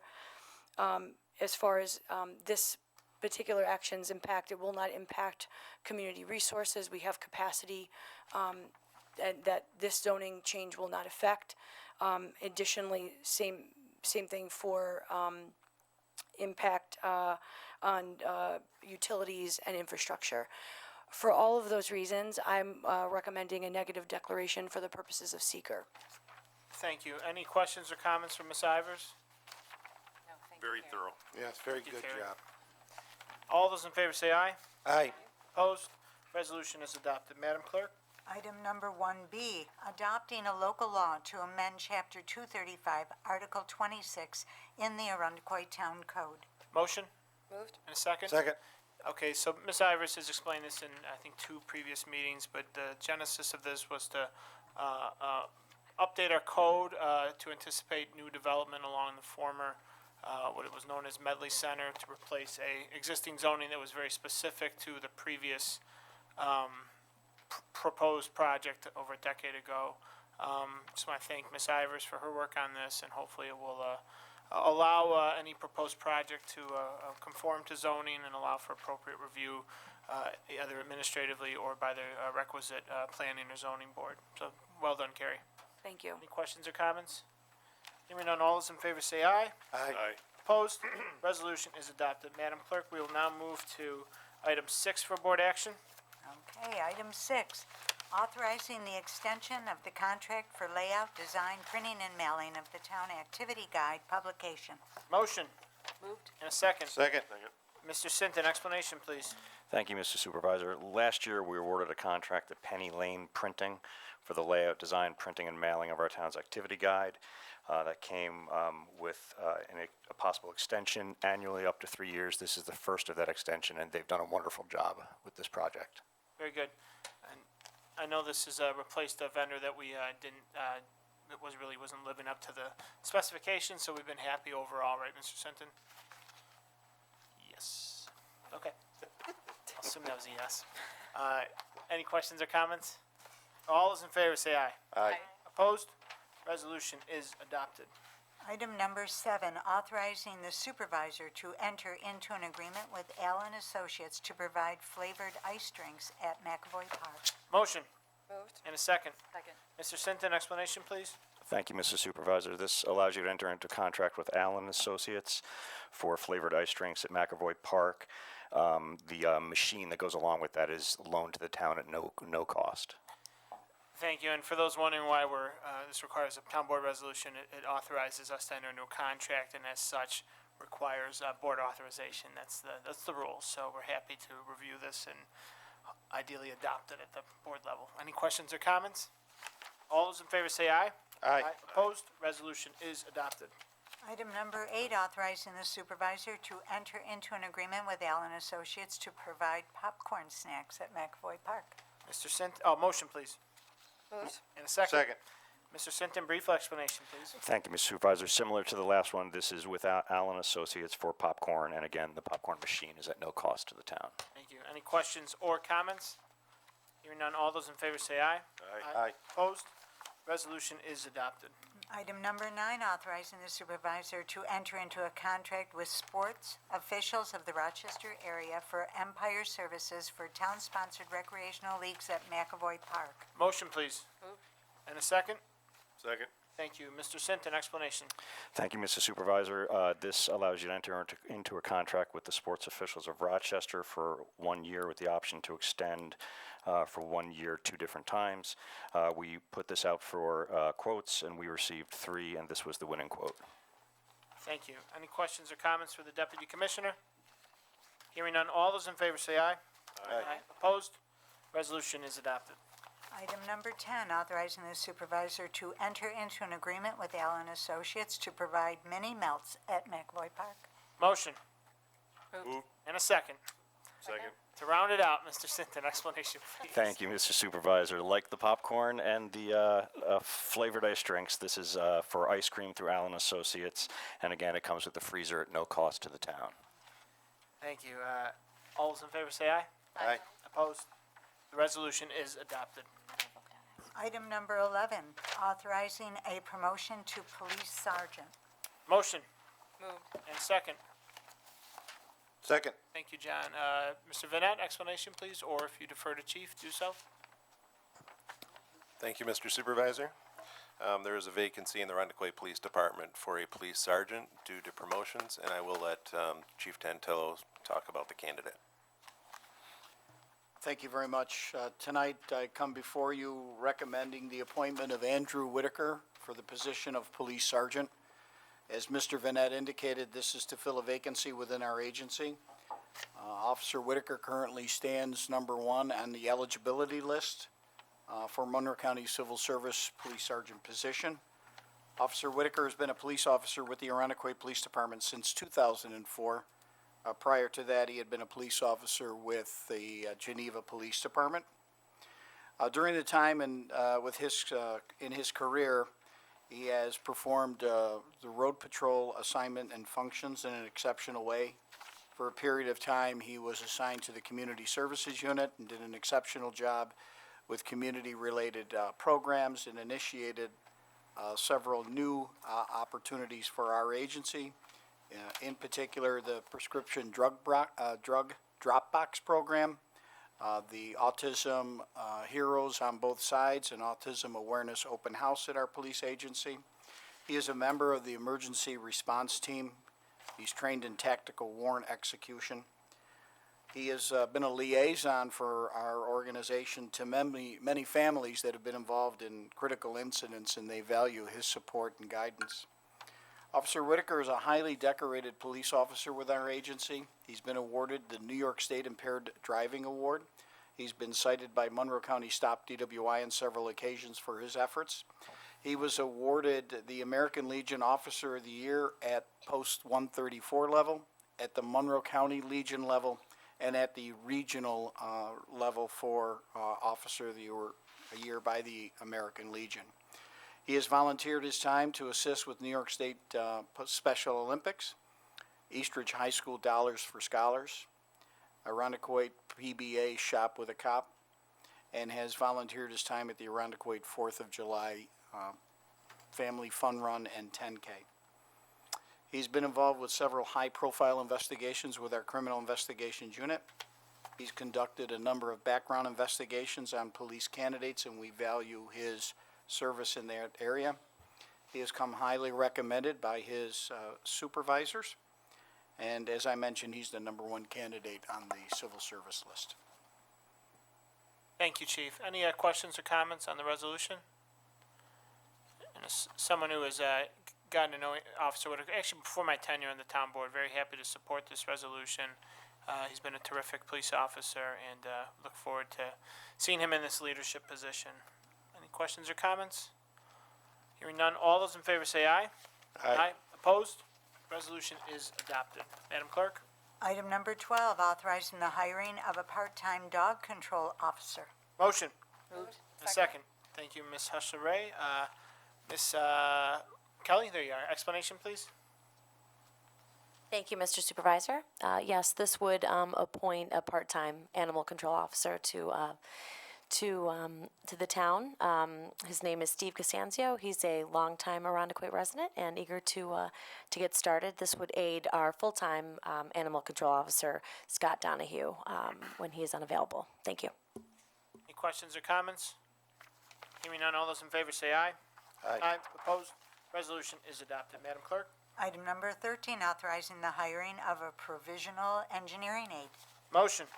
Moved. And a second. Second. Mr. Kylie, explanation please, or Mr. Vanette. Thank you, Mr. Supervisor. The Department of Public Works wishes to fill the funded vacant position of engineering aide. This is a competitive civil service title, but there is no eligible list to canvass, so we did advertise for this position. We'll need to appoint somebody provisionally, and this candidate will have to take the next civil service test and score in the top 3. And Commissioner Kylie will speak about his candidate. Thank you, Director Vanette.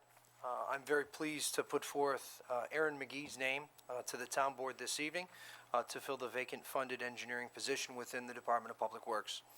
Aaron is currently employed at the Monroe County Department of Environmental Services, focusing in stormwater management and engineering.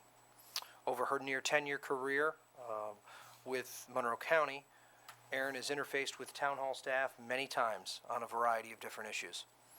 The interview committee was unanimous in our decision to bring Aaron's name to the town board for appointment this evening. The committee consisted of myself, Planning and Zoning Administrator Carrie Ivers, and Labor Foreman Joe Levini. Many of us have interacted with Aaron on a variety of different projects over the past several years. I first met Aaron when I was started working with Monroe County, and have since had the pleasure to work with her on a variety of different stormwater management projects and grants. I know that Administrator Ivers has worked with Aaron as a member of the Arundecoit Bay Technical Staff, a committee focused on the development review and the environmental oversight of bay conditions. Foreman Lubini and several others of my staff members in DPW have relied on Aaron for assistance over the years with cross-connection identification and outfall inspections. Aaron's knowledge with stormwater management and permitting is extensive. At Monroe County, she has assisted nearly all the municipalities within the county on a variety of different compliance issues, be it the review of new projects, grant administration, mapping, inspections, etc. Her can-do attitude is really what we're looking for in the Department of Public Works. We had a very strong pool of applicants for this position, but Aaron's qualities really were no match for any other candidates, and I'm very, very excited to put Aaron's name to the town board this evening. Thank you, Commissioner Kylie and Foreman Labini and Director Vanette for serving on the advisory committee. And certainly, this is a position I think is warranted. We discussed this in our budget last year. The amount of workflow coming before the town and the need to have an engineer on staff, I think is appropriate just given the amount we have going on, plain and simple. But certainly you come very highly recommended. I know stormwater management is near and dear to Commissioner Kylie's heart, so you speak his religion, as they say. So we look forward to having you on the team. Any questions or comments? Welcome. Hearing none, all those in favor say aye. Aye. Aye. Opposed? Resolution is adopted. I believe you've been informed you have to stand up and wave to the camera now, so please, congratulations.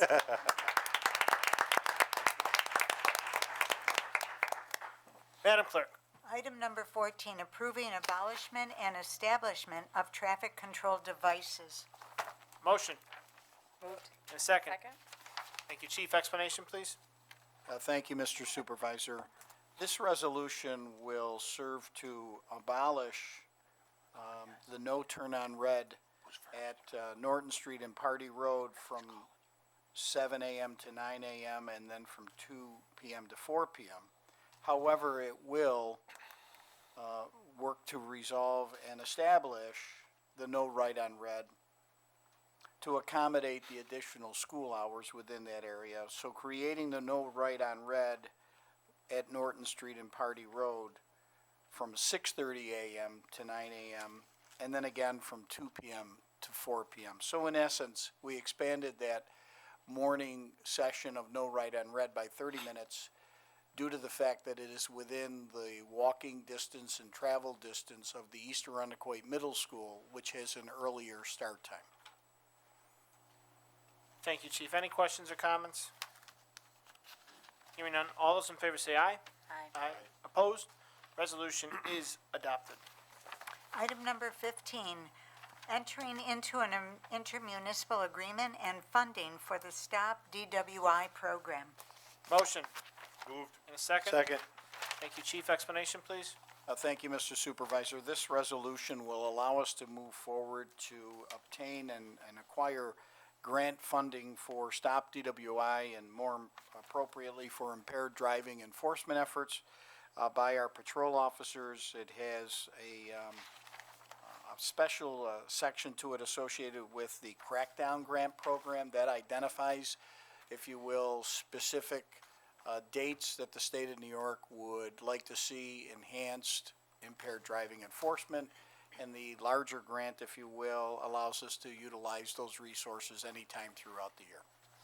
Thank you, Chief. And I attended with Chief and a number of the officers a Stop DWI luncheon that the county hosts, and very impressive stuff going on. And we, I think, are happy to support these efforts. Questions or comments? If you are in favor, say aye. Aye. Opposed?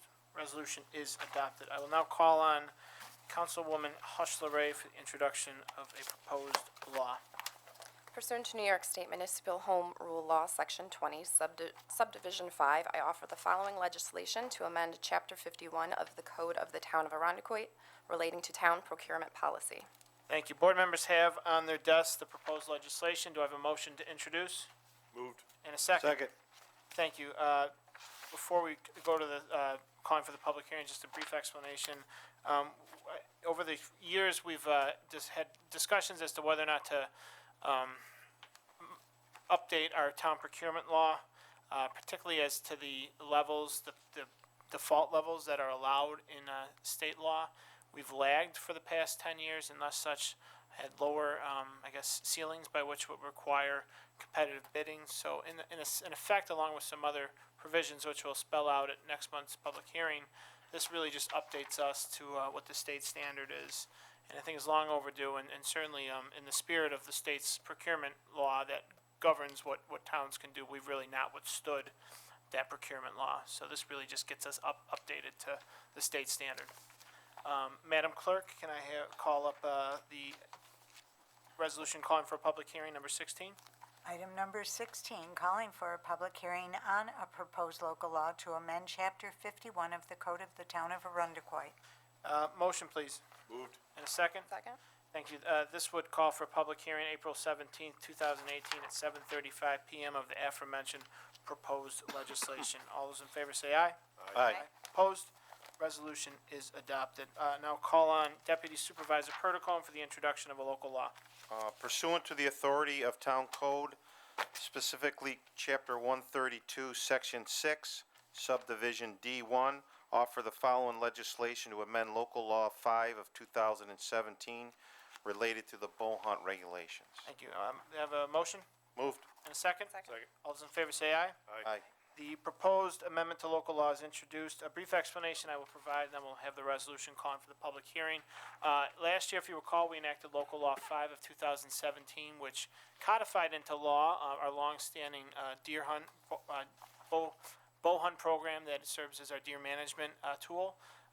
In the first year of administering the program under the new laws, we felt the need to really update the law to kind of better conform with how we administer the program. So this makes a few technical amendments, specifically to specifying the size of a property and the certain distance buffers that were provided to allow it to just conform more to how the program is executed. With that, I will call Madam Clerk to call resolution number 17, please. Item number 17, calling for a public hearing on the matter of amending local law 5 of 2017. Madam Clerk, can I just specify in the resolution that public hearing will take place at 7:36 PM? Mm-hmm. Thank you. I have a motion? Moved. And a second? Second. All those in favor say aye. Aye. Opposed? Resolution is adopted. Madam Clerk? Item number 17. We just passed 17, didn't we? Oh, I'm sorry. That's okay. I've been jumping around all evening, so I apologize. Yes. We're on number 18 now, Madam Clerk. That's okay. Item number 18, approving the special event license for the Point Pleasant Firemen's Association 25th Annual Sportsman's Raffle. Motion? Move. And a second? Second. This would approve a special license for the 25th Annual Point Pleasant Firemen Association Sportsman's Raffle. It's actually the first year we've required a special event permit. Given the nature of the event, it conformed with the other events that we generally require a special use permit, and as such, that's why it's before the board for consideration. And the Point Pleasant has provided some information about the event, and we thank them for that. I'm happy to, any questions or comments on the resolution? Hearing none, all those in favor, it's a special event permit, excuse me. Hearing no comments, all those in favor say aye. Aye. Opposed? Resolution is adopted. Okay, so this concludes our body of work. We have some new business, and then unfortunately for our comptroller, we will wait till the end to do our financial report, which I know she's rolling her eyes at me, but she's going on vacation next week, so she forgives me, right? So what I'm gonna ask, we're gonna have two presentations, first from our consultant Ballard King, first from our consultant LaBelle Associates, who's been conducting a community engagement study for the town, and I believe that does not require PowerPoint, correct, Ed? No, just a brief summary. Okay, and after that, Ed, we will ask our consultant from Ballard King, who will have a PowerPoint. At that point, the board members will adjourn to the first row. After the presentation, we will come back to the dais for questions for Darren. But with that, Ed? Thanks, Dave. The floor is yours. As Dave said, Planning Director from LaBelle Associates. We help to facilitate the community engagement strategy process. I just wanted to give you a short summary of the report that I just delivered to Carrie tonight. If you want to take a look at that and review and consider it. If you have any questions about that or have any comments, just provide them to me or to Carrie, and we'll make the changes to the report. But the report really summarizes the comprehensive community engagement strategy that we facilitated. It was a 3-month process, started at the end of November, finished at the end of February with our final public meeting. During the process, we had 2 public meetings. The first public meeting had around 130 attendees, so a lot of interest in the community about the community center. And then the final public meeting we had again at the end of February. During the process, we also had 4 focus group interviews to talk to stakeholders, to get their input on the project as well, where we got a lot of anecdotal information and information that you're not going to get at a public meeting. And then we also had a survey because we had an incredible attendance at the first meeting, so we wanted to make sure that everyone in the community had an opportunity to give their input on the process.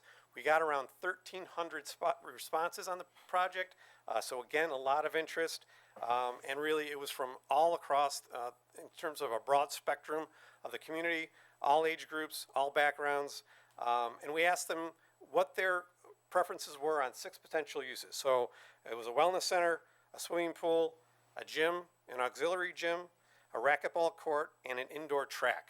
And the 4 that kept coming out on top across all the age groups and folks that took the survey were the wellness center, the swimming pool, the gym, and the indoor track. Other uses they thought that were very important, and some of these are standard uses, were community rooms and meeting rooms for business uses and also for community meetings.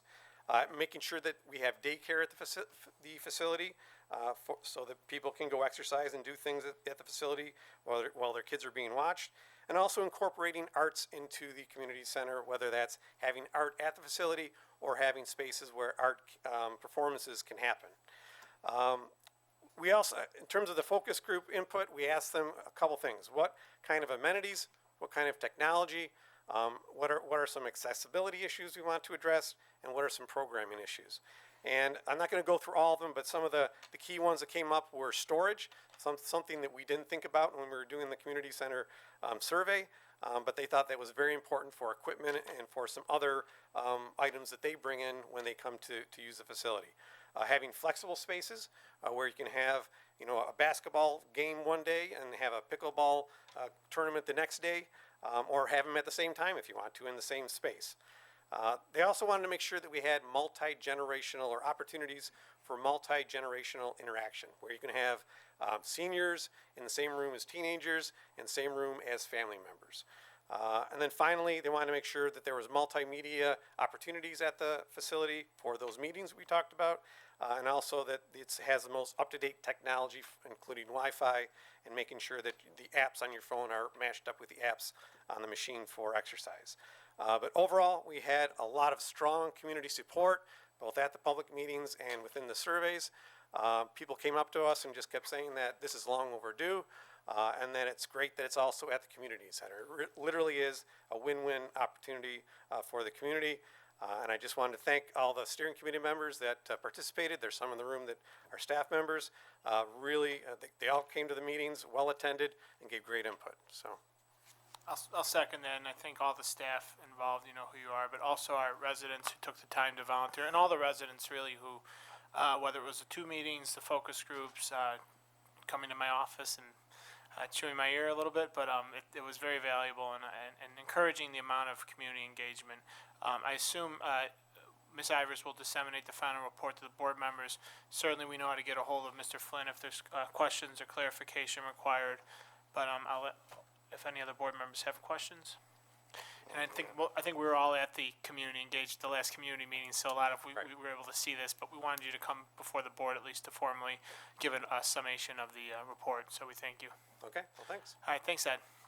With that, we're going to do a little podium moving and monitor screen dropping, and I will ask the board members to join me up front, and I'm going to welcome Darren Barr. Just a little bit of background. I believe at our December 2017 meeting, the board authorized a contract with Ballard King Associates to conduct an assessment of operations and a market assessment of the town, the market area, for the purposes of operating a community center. And we really asked for some specific information, relevant to what the market might want or desire from such a facility, but also some operating suggestions and recommendations, and also a little bit of assessment as to what that might impact our bottom line. So we've been working with Darren Barr from Ballard King Associates, who is here. We've asked to come. He's flew in from the Midwest, but we thank him for coming in to present this. Thought it was valuable for board members to be able to ask questions tonight and ongoing. And with that, I'm going to ask Darren to take the podium and for our board members to adjourn to the front row. Thank you.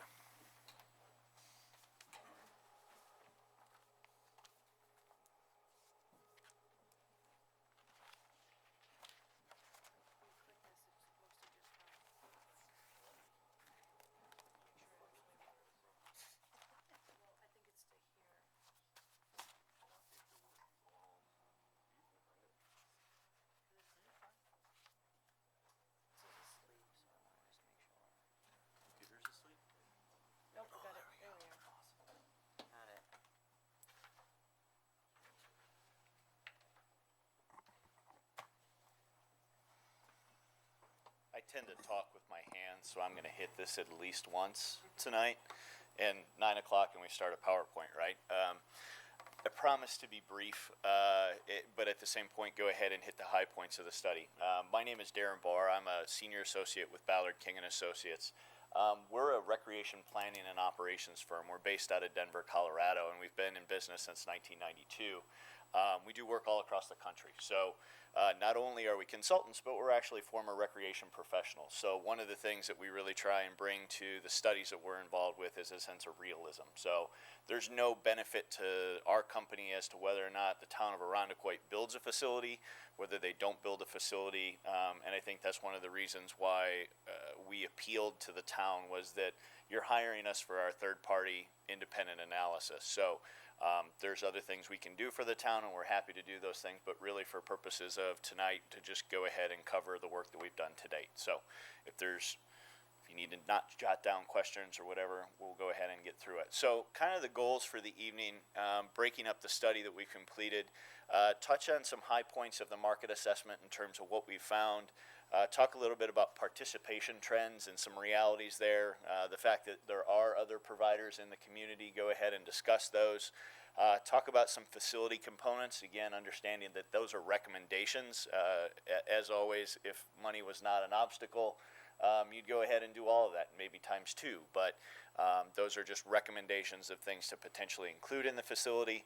We're going to talk a little bit about management strategy and then touch on some high-level operational realities when you start looking at a facility like this. So, if it goes. Excellent. So when we go ahead and when we do a market assessment, we take a really close look at the demographics. And some of the key indicators that we look at is median age, median income. We also take a look at cost of living, age distribution, those types of things. So when we've provided that, we've gone ahead and looked at the median age within the town.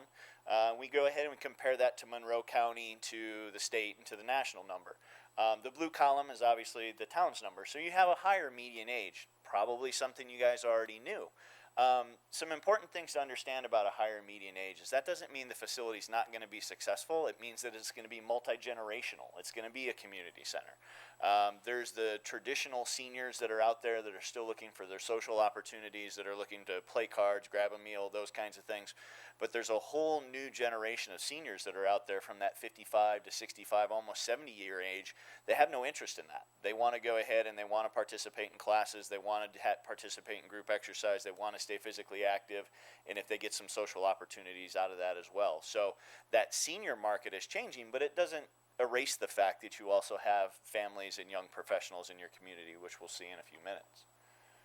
We also go ahead and look at median household income, with the town's number being just a little bit lower than, significantly lower than the state, but a little bit lower than the county, and right at about the national number. Why is this important?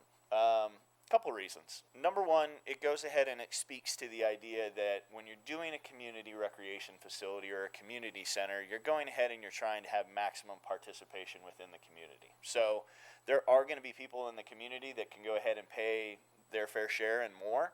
There's other people in the community that are looking for a reasonable alternative to maybe a private provider. So it's not something that you want to go ahead and back away from.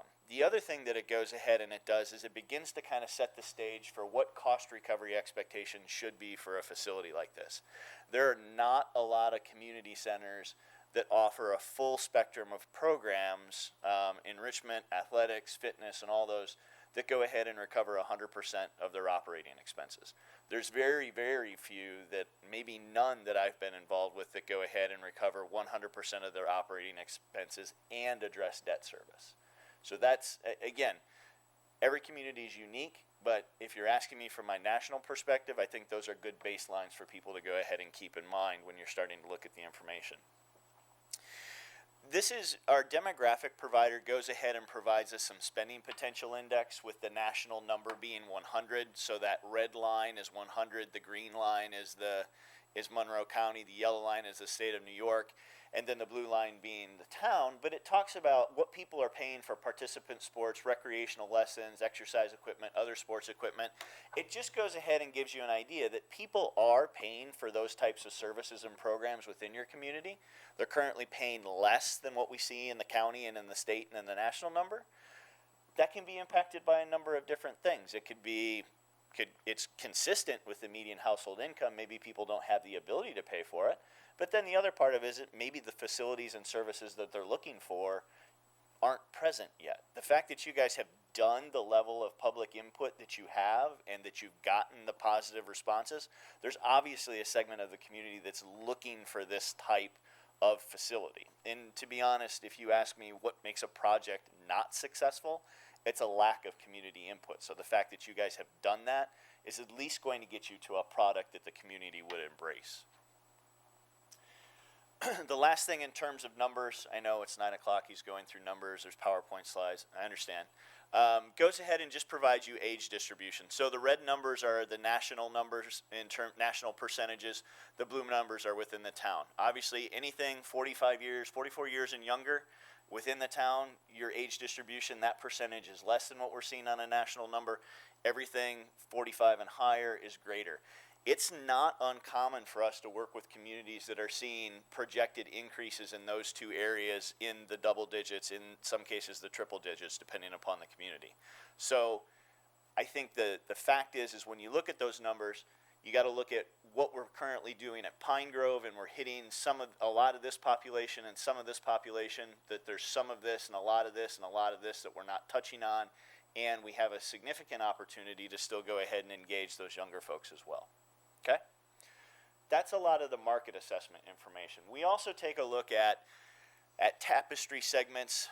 Tapestry is just another way that you go ahead and describe your community. So it has all these fun little titles like Rust Belt Traditions or Midlife Constants, Old and Newcomers, Retirement Communities. What it essentially does is it talks about the median age, it talks about the income levels. It goes ahead and also within the report starts to talk about some entertainment and recreation preferences. Do they like being involved in the arts? Do they like philanthropy? Are they staying active? So I can give you all those numbers and all those statistics, but when we go ahead and we add the tapestry in, it goes ahead and it kind of takes the black and white photo and adds some color to it a little bit, so it really goes ahead and helps describe your community. A lot of numbers. We go ahead and we use 3 different sources for statistics. We use ESRI or ESRI for our demographic information and for our spending potential numbers. For participation in activities like this, we use statistics from the National Sporting Goods Association, and they do a survey on an annual basis. So we use that most recent information. And then we also provide information from the National Endowment of the Arts. The National Sporting Goods Association provides participation statistics in 55 different activities. They provide participation based on income level, age distribution, region of the country, all those different things. So what we do is we create a unique participation for the town. We take the participation based on your age distribution, your median household income, the region of the country, and the national number, and we average those 4 together, and that gets you your column here on the left. So when you start talking about what percentage of people in the town go ahead and participate in exercise walking, well, that's 36.6%. You're going to want to use that as a guiding principle as you begin to develop facility components. Same thing, weightlifting, okay? There's 12.5%. There's 13% that are working out at clubs. One of the really interesting pieces of information that people kind of are shocked at is the bottom line, which is did not participate. So 22.8%, approximately a fifth of the population within the town, it's safe to say, aren't going to participate in any of the activities that are represented by the NSGA. In some cases, they just don't want to. In other cases, they've not seen facilities or haven't felt comfortable going to other facilities. So they're looking for that environment to invite them in. We take that percentage and we apply it to your 2010 population, your 2017 estimate, and your 2022 estimate. It's important when you look at these numbers that you understand we're not suggesting that this is what your attendance is going to be at a community center. It's not a realistic number. But what we're saying is that's the market and the number of people that are going ahead and participating in various activities. So if you look at something like, well, let's pick one. If you look at something like Pilates, where there's only 720 people participating in Pilates in the town of Irondequoit, and you go ahead and you say, well, we need a standalone Pilates studio. Is that the best cost? Is that the best use of your resources? Probably not. But when you go ahead and you look at, you've got 720 participating in Pilates, you've got 7,500 participating in aerobics exercise, and you've got another 5,000 participating in yoga, you stack all those together and say, well, maybe Pilates is a program that we offer within a space that also can be used by other programs and other services. So that's really how we want to encourage you to analyze this data and look at this data. And it really goes ahead and begins to ask the question, do we want to get into that business? Because operating a community center is a completely different business model than what you're currently in. The other piece of information, and this goes ahead and leans a little bit more on our demographic provider, again using that market potential index, the national number of 100, just talking about adults that are participating in activities. So those numbers that you see that are greater than 100, they're only slightly greater, but essentially the participation in those rates within the town is at the national number a little bit higher. In some areas it's lower or significantly lower. Is that bad? No. There's communities that I've been involved with where those participation numbers are at 60 and 50, and they're still pursuing a community center because they see the need and they see we want to make our community more active. It just provides another flavor of information for the report. Because we're talking about a community center, because we're not just talking about a recreation center, we're not talking about a sports facility, we go ahead and provide you information on the National Endowment of the Arts. Now, National Endowment of the Arts does not survey the country nearly as frequently as the National Sporting Goods Association does. They are not as nearly as sophisticated in that information. So much of the information that they provide is static. We're not able to drill down and develop that unique participation percentage. So we do provide you what's going on a national level in all these different areas: visual and performing arts, art consumption through electronic media, creating and performing and sharing, participating, reading, and film attendance. While those numbers are static, I think it's important that when you go ahead and when you talk about a community center that you are providing those enrichment opportunities. This is not going to go ahead and take you from not break even to break even. There's not a lot of facilities that go ahead and lean on the enrichment programs to go ahead and to do that. However, with some of the community spaces that you're talking about within this facility, you would be well served to go ahead and look at that market, see what providers are out there, work with folks that you're already engaged with, and go ahead and offer some of those programs in a facility like this. This always becomes the fun part of the conversation because people want to talk about, do we already have these services within the community? It's a great question. What you have, and some important things to understand with this, is that the town of Irondequoit, in what you do with your recreation department, is a current provider. Can you do more at the Pine Grove location? No, probably not. Can you do more with the staffing levels that you have? No, probably not. Okay, there's not a lot of indoor town-owned space that you can expand into sports, fitness, those kinds of things. Even the stuff that's going on at Pine Grove, there's not a lot of capacity to go ahead and expand that, but we also understand there's significant market that we haven't tapped into with our programming.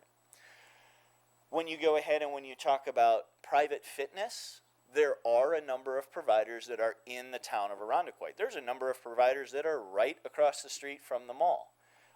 Should that be a red flag for the town? I'm not going to suggest that it should be a red flag. Is it something that we need to acknowledge as an organization? Yes, it is. But it very much goes ahead and turns into a conversation of how much wellness center or fitness component are you going to include in your facility? If you go ahead and include a fitness component and it's focused on weight and cardio equipment, if it's focused on youth strength training, if it's focused on pin select weight equipment and just limited free weights, you're not going ahead and necessarily carving into the private market, the folks that are going to use the Lifetime Fitness, the 24-hour fitness, the Planet Fitness, those types of places. Very, very anecdotal conversation, but a number of communities that we've done work in have recommended that the community move forward with a community center. The private providers have gone ahead and have been outraged in how can you steal our business, and we've come back 3, 4, and 5 years later and have found that the private providers in those same communities have expanded based on the study that was done and based on the fact that more people were using the community center, and they eventually got to a point where the community center was no longer meeting their individual needs and they were shifting to the private sector. So in a lot of cases it becomes, what do you offer in terms of a facility? What do you offer in terms of programs? There are some private providers outside of the community. There's a significant YMCA presence within Rochester in general. Having worked in Pittsford for a number of years and having the YMCA right in the community, that was a lot of fun. And there's also other municipal providers. Okay, you have a provider in Webster. You have the community center that's in Fairport. Those are great facilities. Two completely different operational models, but they go ahead and they provide some basis for conversation comparison. Yeah. Darren, the town or municipal facilities, do you normally see them competing more with YMCA, JCC, or with the private facilities, or neither? I think that the YMCA and the JCCs and those types of groups go ahead and are probably more in line with a municipal community center. The municipal community centers, there's a focus on family, there's a focus on having something for everybody to do in the facility. Groups like Lifetime Fitness, if you go to some of their big new facilities, they're trying to adopt that model. But in a lot of cases, I walked through a facility with a general manager of a Gold's Gym, and 5 minutes into the tour of the municipal facility, he said, "This isn't my market." So, yeah, that's an accurate statement. Okay? So after we looked at private providers, we start talking about some market orientation. And these are just things to think about as you go ahead and as you talk about a full-service community center. You're going to be doing a lot of drop-in activities. If you want to know another big differentiating factor between a municipal facility and a YMCA facility is not interested in going ahead and having any type of subsidy. So they program a space. There's nothing wrong with that. I'm not saying there's anything wrong with that. But what that does is it limits the drop-in opportunities. It limits the opportunities to just, this Friday afternoon, we just got a foot of snow and we finally got unburied. Not that you guys ever have that here. And we're trying to find some place to go with our kids, so the whole family goes to the community center and we can drop in and shoot hoops. That's kind of a hallmark of municipal recreation facilities, and it's almost something that you have to look at as a program. There's instructional programs, fitnessing program, enrichment, which is a big one that you guys obviously emphasize. Labella emphasized that through the public input process. Socialization opportunities. You know, one of the coolest classes that I've seen, we worked with a community center in Chicago, and they put a woodworking shop in. So you had a bunch of old-timers, retirees that went ahead and that were teaching these young kids that no longer had shop in their high school classes how to use the equipment. And that was a cool class. But the class after the class was even better because it was all these old guys pulling out their iPhones and their smartphones and showing them to the high school kids that they just taught, saying, "Can you help me with this? Because I have no idea what I'm doing." So those socialization opportunities are awesome. You have some specialized uses. If you have a facility like this, working with local homeschool groups, working with special needs groups, filling those times in the middle of the day when maybe the facility is slow. And then special events and rentals, whether you offer a significant amount of special events within the community right now, maybe this becomes another one where you do a health and wellness fair once a year, or you do, fitness screenings, or the list is about as endless as your imagination. So, and just some market segments. You have to go ahead and decide, we want to go after families, we want to go after these. This is the group that everybody wants to go ahead and go after, and nobody's figured out a good way to do it yet. You talk about the kids that, which teenagers do you want to attract to your facility? The ones that participate in sports? No, not those. How about the ones that are academics? No. How about the ones in band? No. You want to attract the ones that are wandering around and don't have anything to do? Yeah. Okay, you're going to have any rules in your facility? Yeah. Okay, you just lost them. That's kind of the narrative that goes along there. So, again, that's an interest, that's a difficult market. I'm not saying it's impossible. Your market when it comes to teens is the jobs that you provide and the opportunities to teach them how to work. You're paying them, but you're really teaching them how to work. So, and then you have special interest groups as well. So facility components, it's important when I talk about this, I talk about it in terms of recommendations. And you have to understand that when we look at a lot of these big boxes, there's not a lot of specific description because that's what we're looking at. We're looking at boxes and how many different things can we do in one space. So I kind of divide it up in terms of a free zone and a membership zone with the idea that, you can walk into the lobby, you've got some administrative space, there's a prep kitchen, maybe that's adjacent to a senior, or maybe the prep kitchen is kind of sandwiched between a senior lounge and a multi-purpose room. You have some restrooms, you have a dance and fitness studio that maybe it's raised up a little bit and it's at the far end of the multi-purpose room and it's got an accordion door that opens up, so during the day it can be, there was once, during the day it can go ahead and serve as your fitness studio or dance studio, but then on a weekend for a special event, that accordion opens up and it functions as a stage or whatever the case might be. I do these a little different in that I'll actually call out the storage and make people cut that out of the program. I've been in a lot of facilities and that always seems to be the one thing that goes away, which I understand, but also want to just make sure people understand the importance of it. If you've got a room that will seat 300 people at 8-foot round tables, at some point you got to put all those 8-foot round tables and not just push them into the corner and have an ugly look.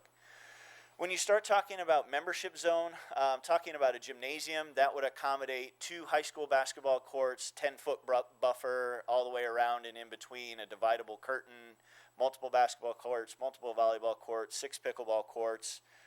Depending upon the surface, maybe you're doing some futsal in there. really depends. A walking jogging track, an elevated walking jogging track, significant storage adjacent to the gymnasium, a wellness center. We just kind of went and talked about a wellness center. So you're talking about your pin select machines, you're talking about some free weights, a lot of cardio. If anybody's been in the Webster facility, community center, that's about 500 square feet more than what they have at that facility. So Webster's about 3,500 square feet. You're going ahead and asking for just a little bit more. When you talk about total facility, this, if you add all this up, it's at about 40,000 square feet. So the 4,000, you're at 10% of your total footprint is dedicated to fitness. So when somebody goes ahead and says, you're taking away my market, no, taking away your market is I'm going to build 30,000 square feet of fitness, and that's going to be my sole focus. This is just another thing that we're offering in there, so it's really a one-stop shop. Okay, you can go to that one location and get everything. We have some rentable space, understanding that the town might be talking with other groups or private providers. That is it a hospital? Is it a private daycare? A lot of different opportunities there, but it goes ahead and can work on a rental basis. Men's and women's locker rooms, some unisex changing rooms. If you've got somebody who's my age who brings in their aging parents and needs a spot that, okay, I've got to help them get changed, and if you're bringing in mom or whatever the case might be, parents with kids, those are great.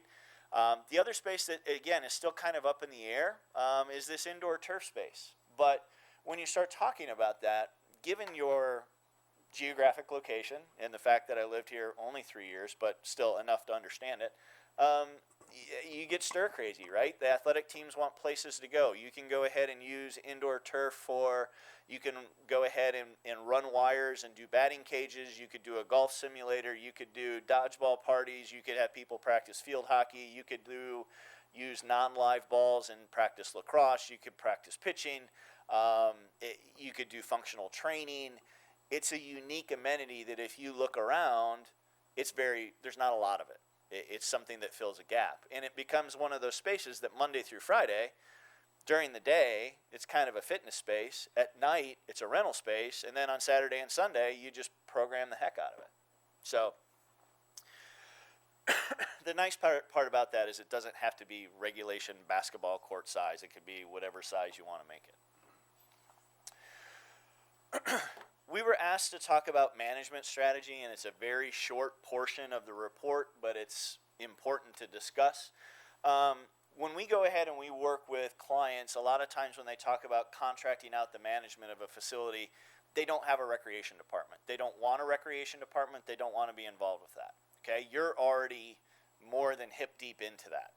Okay, so the other side when you go ahead and you start dealing with a contract is you start dealing with a management fee. If you go ahead and if you contract out to an outside group and you want to be able to control price point, you want to be able to control hours of operation, you want to be able to control all those different kinds of things, that's going to impact the management fee that you pay, and it's also going to impact the subsidy level that you might have to provide. If you're already going to subsidize the operation, why are you going to subsidize the operation and pay a management fee? If you want an order of magnitude, I've seen management fees for facilities this size range anywhere from $75,000 a year to $150,000 a year. And that's just for the privilege of them running your facility. That does not count any type of additional debt service that somebody would have to offset. So obviously the lack of experience. In-house operation, typically you have a department in place. You have some operating expertise. They may need some help along the way.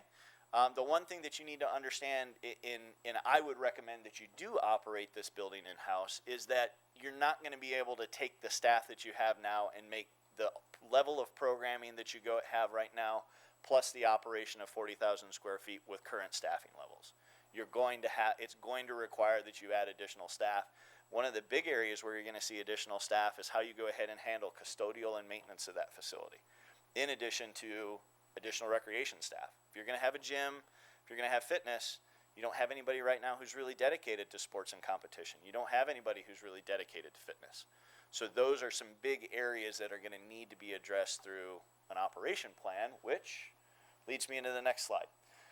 When we built the operation plan, we built it based on best practices. We built it based on the market. When we identified membership rates, we took a look at what the other public providers in the community are doing.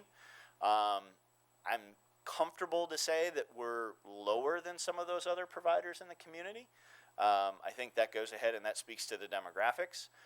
That also speaks to the conversations that I've had with staff where we want to make sure that as many people can access this facility as possible. You're looking at a 97-hour-a-week operation. Okay, effectively it was from 6 a.m. to 9 a.m. Monday through Friday. I think 8 to 8 on Saturday, and then 10 to 8 on Sunday. There's some of the other providers in the community that are opening it at 5 and closing at 10 o'clock. If you extrapolate that over the course of a year, that's a huge commitment. I've already said something to staff that I'd much rather make the recommendation of you guys operating at 97 hours a week and you expand out from that and add 5 to 10 hours as opposed to starting at 105 and after you have a year's worth of data, all of a sudden you're cutting back and trying to go to 90 or 95 because then everybody's going to say, you're going to decrease my membership rate, right? Because you're taking stuff away. That typically doesn't happen. We did go ahead and develop a fee structure that looks at resident versus non-resident for daily admission and for membership fees. We also went, and so when we looked at daily admission, we looked at it from a perspective of youth, adult, seniors, and also a punch card option. People get sideways about a punch card. From my perspective, if you pay $50 and it gets you 10 visits and you go grab your kid and 8 of his friends and yourself and you use that punch card in one shot, it's still, you've paid for your 10 visits. So it provides some flexibility. Yeah. Darren, is the fee structure recommended kind of reflected on our the market, so to speak? So if you compare Webster or a Parrington, I think if you go ahead and if you compare Webster, I know the fees that I recommended are lower than Webster. Webster doesn't have a household option because really what you're paying for in Webster is you're paying for just the fitness side of things. So they don't have a household membership to fitness. Parrington, their membership rates are probably closer to what we proposed, but they also go ahead and on their operation on an annual basis provide a pretty significant subsidy as well. If you look at what's in that facility, they're probably charging below market rates as opposed to market rates. You're probably between market and below market. Okay. We talked a little bit about it today. What does youth mean? Again, that's something that as you go ahead and as you move forward in this process, is that 9 years of age to 18 years of age? Are you going to start charging a membership at age 5? Probably not going to get a lot of those, but at least going ahead and providing a full spectrum right now. I think it's important to go ahead and note, when you start talking about operations, there's not a building I can't make pencil out on paper. That's very easy to do. The reason that we keep getting hired is because we don't do that. We take a pretty conservative approach. I think when I looked at your membership numbers and when he applied the households to total membership sold, it was less than 5% of households within the town. Private providers try and be in that 5 to 10+%. 5% is very reasonable. When we talk about programs, we don't talk about programs being at capacity. We talk about what could you do in year 1 and then provide you with a 5-year projection. We've done close to 800 studies over the course of our 25 years. That didn't result in 800 buildings. It's probably resulted in less than 200. So there are times when people go ahead and look at the information that we provide in that third-party review and say, yeah, this just isn't our time and place that we want to do this. So when we look at expenses, we go ahead and we take a look at full-time staff. In your case, we took a look at it as what new additional staff would need to be added to the current org chart. We did not factor in current staffing levels, current revenue generation, any of that type of stuff. When you go into this building will be the building that houses all of your programs, probably except your playground program. So how you go ahead and how you start accounting for that will be important. We looked at part-time staff using 2020 wages in the state of New York. We looked at contractual obligations. We looked at commodities. We even made some recommendations, which everybody had a fun conversation about yesterday, in terms of what you should start allocating on an annual basis. So in 5 years down the road, you have somewhere between $250,000 and $500,000 to start replacing things within the building. We also went ahead and took a look at revenues. Again, it doesn't factor current programs and revenue generation. We looked at specialty group exercise, therapy programs, enrichment, sports, birthday parties, rentals. Memberships was an approximately 5% penetration rate. With a building like this, it's very reasonable to think you could go ahead and achieve an 80 to 85% cost recovery level. Could you be there year one? Yeah, you'd have to be very aggressive, but you could be there year one. But by the time, in many cases with buildings like this, you're not going to know what normal is in that building until you hit year 3 and 4. Year one is going to just wipe it off the books. It's going to be crazy, and you're not going to be very close. Year 2, you're going to start getting more normal. Year 3, you're finally going to peak as it relates to memberships. Year 4, you're going to go ahead and you're going to begin to find your base level, and by year 5, you're going to know what year-to-year operation looks like. Okay? What questions? What questions does the group have? I did that in 35 minutes. That wasn't bad. Somebody asked, how long is this going to be? I said, I can do this for a day if you want, but I think the controller would have thrown something at me if she had a microphone. Sorry. I don't know. Dave? So just as a process, this is not the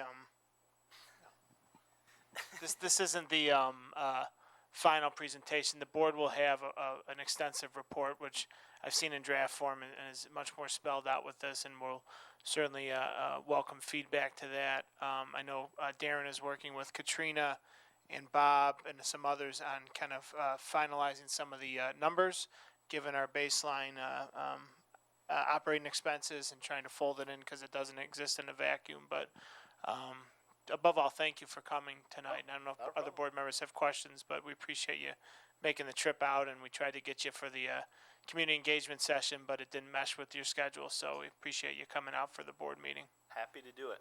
Any other questions? Within your building usage, I know when you first started, you were mentioning that drop-in center for the children. Is that going to be part of one of those building usage that you had presented there? One of those that going to include the children? That's a great question. In many cases, when you go ahead and when a municipality enters into a community center, they won't do traditional childcare. They'll do drop-off. Right, top drop. That's what I usually call it, top drop-off care with a maximum of 2 to 3 hours. You can go ahead and you can allocate dedicated space for that if you want. It's not allocated in that, but even though it's not allocated in there, you can go ahead and you can take a multi-purpose room and turn that into, that's where we're going to go ahead and do tot drop from 4 to 6 in the evening and from 7 a.m. to 10 a.m. in the morning. Same thing, one of the great things that I've seen that, you know, they do it at a facility that we worked with in Kansas City, Kansas, and trust me, the weather is worse here. But they have 2 gymnasiums, and they turn one of their gymnasiums into a playground Monday through Friday from 11 a.m. to 2 p.m., and they sell punch cards for it.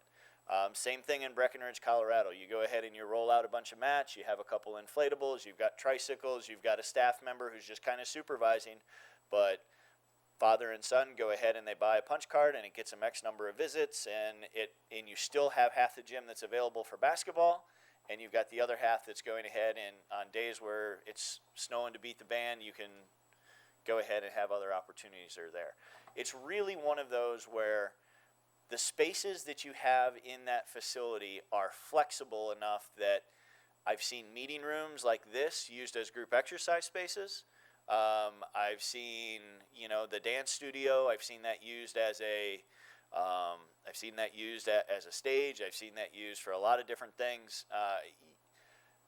In some cases, we try and leave the descriptions of the spaces as vague as possible so that it's the end operator's responsibility to fill that space with programs.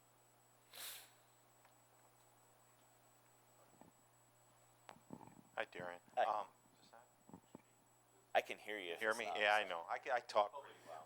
I got a couple of questions. Sure. I belong to LA Fitness. Yeah. Okay. I would guess to say LA Fitness, I would say there's probably 80% town residents there. Sure. Not even more. Right. Okay, depending on when you're going. You know Absolutely. You know, and then you got Planet Fitness down the road. Sure. but LA Fitness does offer more than they do. Yep. So when I mean, you know, their hours are 5 a.m. to 11 p.m. Sure. So between Monday and Friday, you're talking probably about 90 hours. Right. over there. Right. I mean, we offer things, are we gonna, you know, are we expecting to draw some of those people? Because let me tell you something, most of the seniors that go there, I believe they're like on a silver sneakers. Yeah. They don't pay hardly anything. Sure. Most of us pay $20 a month. Right. Okay? So, you know, that's what I'm just trying to figure, is that what we're looking to do, is trying to get, because there are, you know, most people in Arundecoit, those are the two places they Right. go that, like you said, are working out. Right. You know, that are working out. Sure. You know? Again, I think when you go ahead and when you look at it, the workout portion of the facility is, again, it's only 10%. When you go ahead and when you open your facility, if you open your facility, there's a portion of LA Fitness and 24-Hour Fitness that may come towards you. And over a period of time, they're either going to go ahead and stay or they're going to go back. It's not uncommon that there are people that will hold dual memberships. And I always use myself as an example when you start talking about who's going to use what, right? When I first moved to the community that I lived in, I had a 2-year-old. One kid, 2-year-old, my wife and I belonged to the private fitness club. Now we have a 13-year-old and a 9-year-old. So 5 years ago, we transitioned to going ahead and having a membership at the local community center because it had everything for everybody.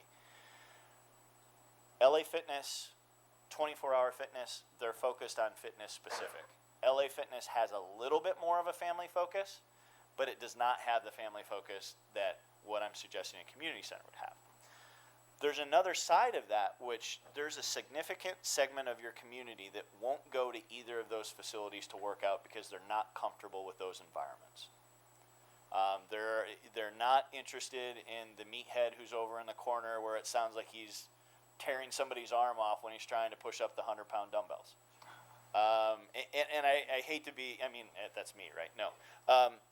But there, again, I know that there's significant concern about that. I think that concern is legitimate, but I also believe that with the model that you're looking at and the series of components that you're looking at, there's another section of market segment that's out there. I would venture to guess that if you took a look at the number of memberships that LA Fitness has and the number of memberships that Planet Fitness has, and you started adding those up, and then you took a look at some of those participation numbers that I put up there, there's still market segment that's not being addressed. Excuse me. I'm so sorry to interrupt. For the purposes of our viewing members at home and for the posterity, we do need the mic. Oh. No, I just need the mic so that sorry. getting word from. Well, and I do believe that some of the seniors, they do go to Pine Grove. Yep. You know what I mean? They do, and then they go to the gym to work out. So Right. is that like kind of what you're? I think you know there's what I mean. yeah, I think there's some of that there, and I think there's a whole other section of seniors that won't have anything to do with Pine Grove as it is right now. Yeah. I think they're Yeah, and looking. what for, I see too there is most people work out and then they leave. Yeah. Nobody's hanging out. Right. You know what I And I think, again, when you go ahead and when you look at this and you talk about the quote unquote new senior or recently retired person who can go ahead and have a membership, they can go there, they can work out. When they're done working out, they can come up to the lobby, they have a cup of coffee. Maybe there's a program that's going on that's in one of the community rooms, that's something that they've not been exposed to before, that's maybe taken place at Pine Grove.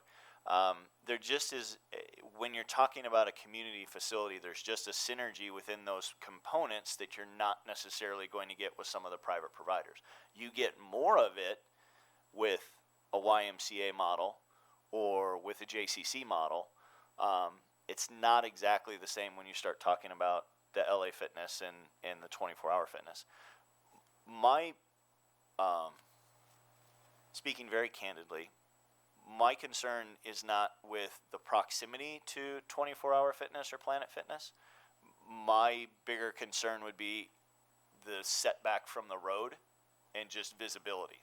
You know, going ahead and reestablishing that location as a place that people want to go, I think will be a bigger hurdle than the fact that you've got somebody who's right across the street. last thing, and then I'll drop it because somebody's going to throw something. That's the other reason when you go ahead and when you guys get an opportunity to look at the draft report, I was pretty specific in terms of equipment and saying stick to cardio, stick to pin select, don't go over 50 pounds with your dumbbells, because if you go to a lot of free weights, if you go to Olympic platform lifting, then you truly are saying, here, we want to take this from you. Where the other way, you're saying, we're really offering a lot of introductory stuff, and at some point, you're going to outgrow us, and look, you just go right across the street. They offer personal training? I didn't get into any of that. I think when you go ahead and you have a facility, like this, yeah, the question was whether or not you have personal training. It's always a direction you could go into, right? I think it would be more important to have staff available to go ahead and provide orientations to the room and how to use the equipment. I think you're going to have more people coming into that space that have no idea how an elliptical machine works. Or wait a minute, I can plug my iPod into this, or I can connect to here, or do this, or do that. You're going to have a lot more of that kind of education as to opposed to the personal training. And that might be another line that the town just draws that says, hey, that's a segment that's being fulfilled across the street. We're not going in that direction. Yep. One of the questions I had, you talked about the turf space, and I didn't know if you took into consideration like All-Star Sports, which is there, and I also consider turf sports being team events, whether it's that seems like the space, whether it be how well it be utilized based on the size and square footage and Sure. the availability, and then it becomes more of a single use or Sure. type of space. I think when you go ahead and you start looking at that space, there's not. I think if you talked with some of the year-round soccer clubs, I think if you talked with some of the competitive baseball groups, they're always looking for a little bit more space. They're always looking for more opportunities for that. And that's part of the reason why it was a nondescript, you need to have space with dasher boards and all those other kinds of things. Talking about it more just in general, that it's kind of a room and rounded corners and it's got turf and maybe it's got some windows that you can see into, but it can really be adapted to whatever it is that you want to do. I think there's some really neat things that you can do there as it relates to programming. If you're doing a dodgeball tournament and advertising that through the high schools, if you're talking about wanting to grab the team market, that might be an opportunity to do that. Again, it was an effort to go ahead and look at a unique amenity, and that's a space that if you went ahead and you operated it for 5, 6, or 7 years and then realized that you needed to go a different direction, you could pull that out and repurpose that space as opposed to something that's more specific. I also heard you mention about the arts, but I didn't see that specifically addressed in the programming, but I also wonder about technology and crafts type space. Do you think that's kind of accomplished in the multi-purpose type rooms? Correct. I think when you go ahead and when you talk about the multi-purpose rooms, even when you're talking about the dance studio, all those different areas can go ahead and can achieve that. One of the big issues, or one of the areas where you're seeing the arts increase, is just consumption of arts through electronics, right? I mean, talk to any kid, and they're not flipping through the radio; they're consuming it on their electronic device. So, I mean, just the idea that you're going to have Wi-Fi connectivity throughout the building begins to address some of those. But again, when you talk about the multi-purpose spaces and multi-purpose rooms, there's nothing that says you can't do any of that programming in there. What about trends I'm seeing like esports and things like that? Is that against? That's an interesting discussion point. And here's the big catch point is rules, right? If you go ahead and if you're going to have a gaming room where you're going to have multiple 60-inch flat screen TVs and a couple PlayStation 4s and a couple Xboxes, and are you going to let somebody come in and play Call of Duty? Are you going to let people go ahead and pretty much have any game they want, or does it have to be within a specific genre? Well, you see the esports even being college level leagues and things like that. As a former college athlete, I don't want to get into that, but I think when we've gone ahead and when we've seen those, they've been very popular right out the gate. And then when they realize there's some rules and restrictions, they retract, and you're probably better going ahead and providing Wi-Fi, and they can sit in the lobby on their iPad or on their phone and play something, as opposed to going ahead and having dedicated space. There's some cool stuff out there, man. There's controllers that are only powered that if you go ahead, they've got a little stair machine or a little stationary bike that the only way the controller's powered is if you're pedaling or stepping. They've got little sound hoods that come down so they can be playing a really loud game and you're standing next to them, and if you're not in that hood, you can't hear it. But we did a lot of work with the Salvation Army, and a number of them put in those facilities, and they're now 3-5 years in, and they're repurposing them because it just didn't get the use that they thought it might. And I like the idea of the playground idea. I think that it's kind of, you see all these facilities, other parts of the country too, like these mega indoor playgrounds, Yeah. like the super McDonald's Playland type things. And that, that might Those be are single purpose uses, but well, and that might be something that, you can go ahead and you can turn a gymnasium into a playground. You can go ahead and you could have as an ad alternate, hey, let's look at that space, that 4,500 square feet. Let's look and see what the cost is as it relates to turf. Or do we take the 4,500 square feet and turn it into 2 birthday party rooms and a big indoor playground like that? And again, we ride that train for a while and go from there. You have a market where indoor turf, indoor playground, gymnasium space, elevated walking track, those things are going to get used. Just depends what you want to do with it. Right. Okay. Any other questions from the board? Okay, Darren, thanks so much. And Darren's available via email or phone. And certainly we'll continue to communicate with him as we develop the final report, which should be available to board members in the next few days. Couple weeks. What's that? Yes, with numbers. Okay, thank you, Darren. Okay, thanks, guys. We'll convert back to board members on the dais, go through the financial report, and then brief executive session.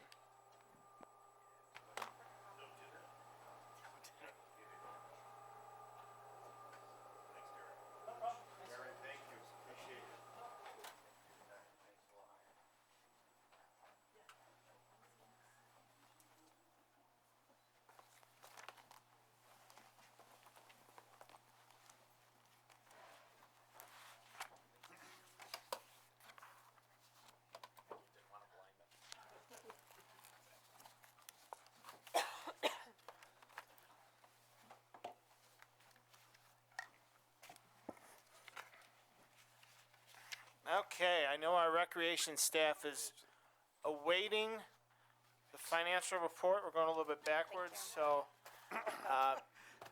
Madam Comptroller, the floor is yours.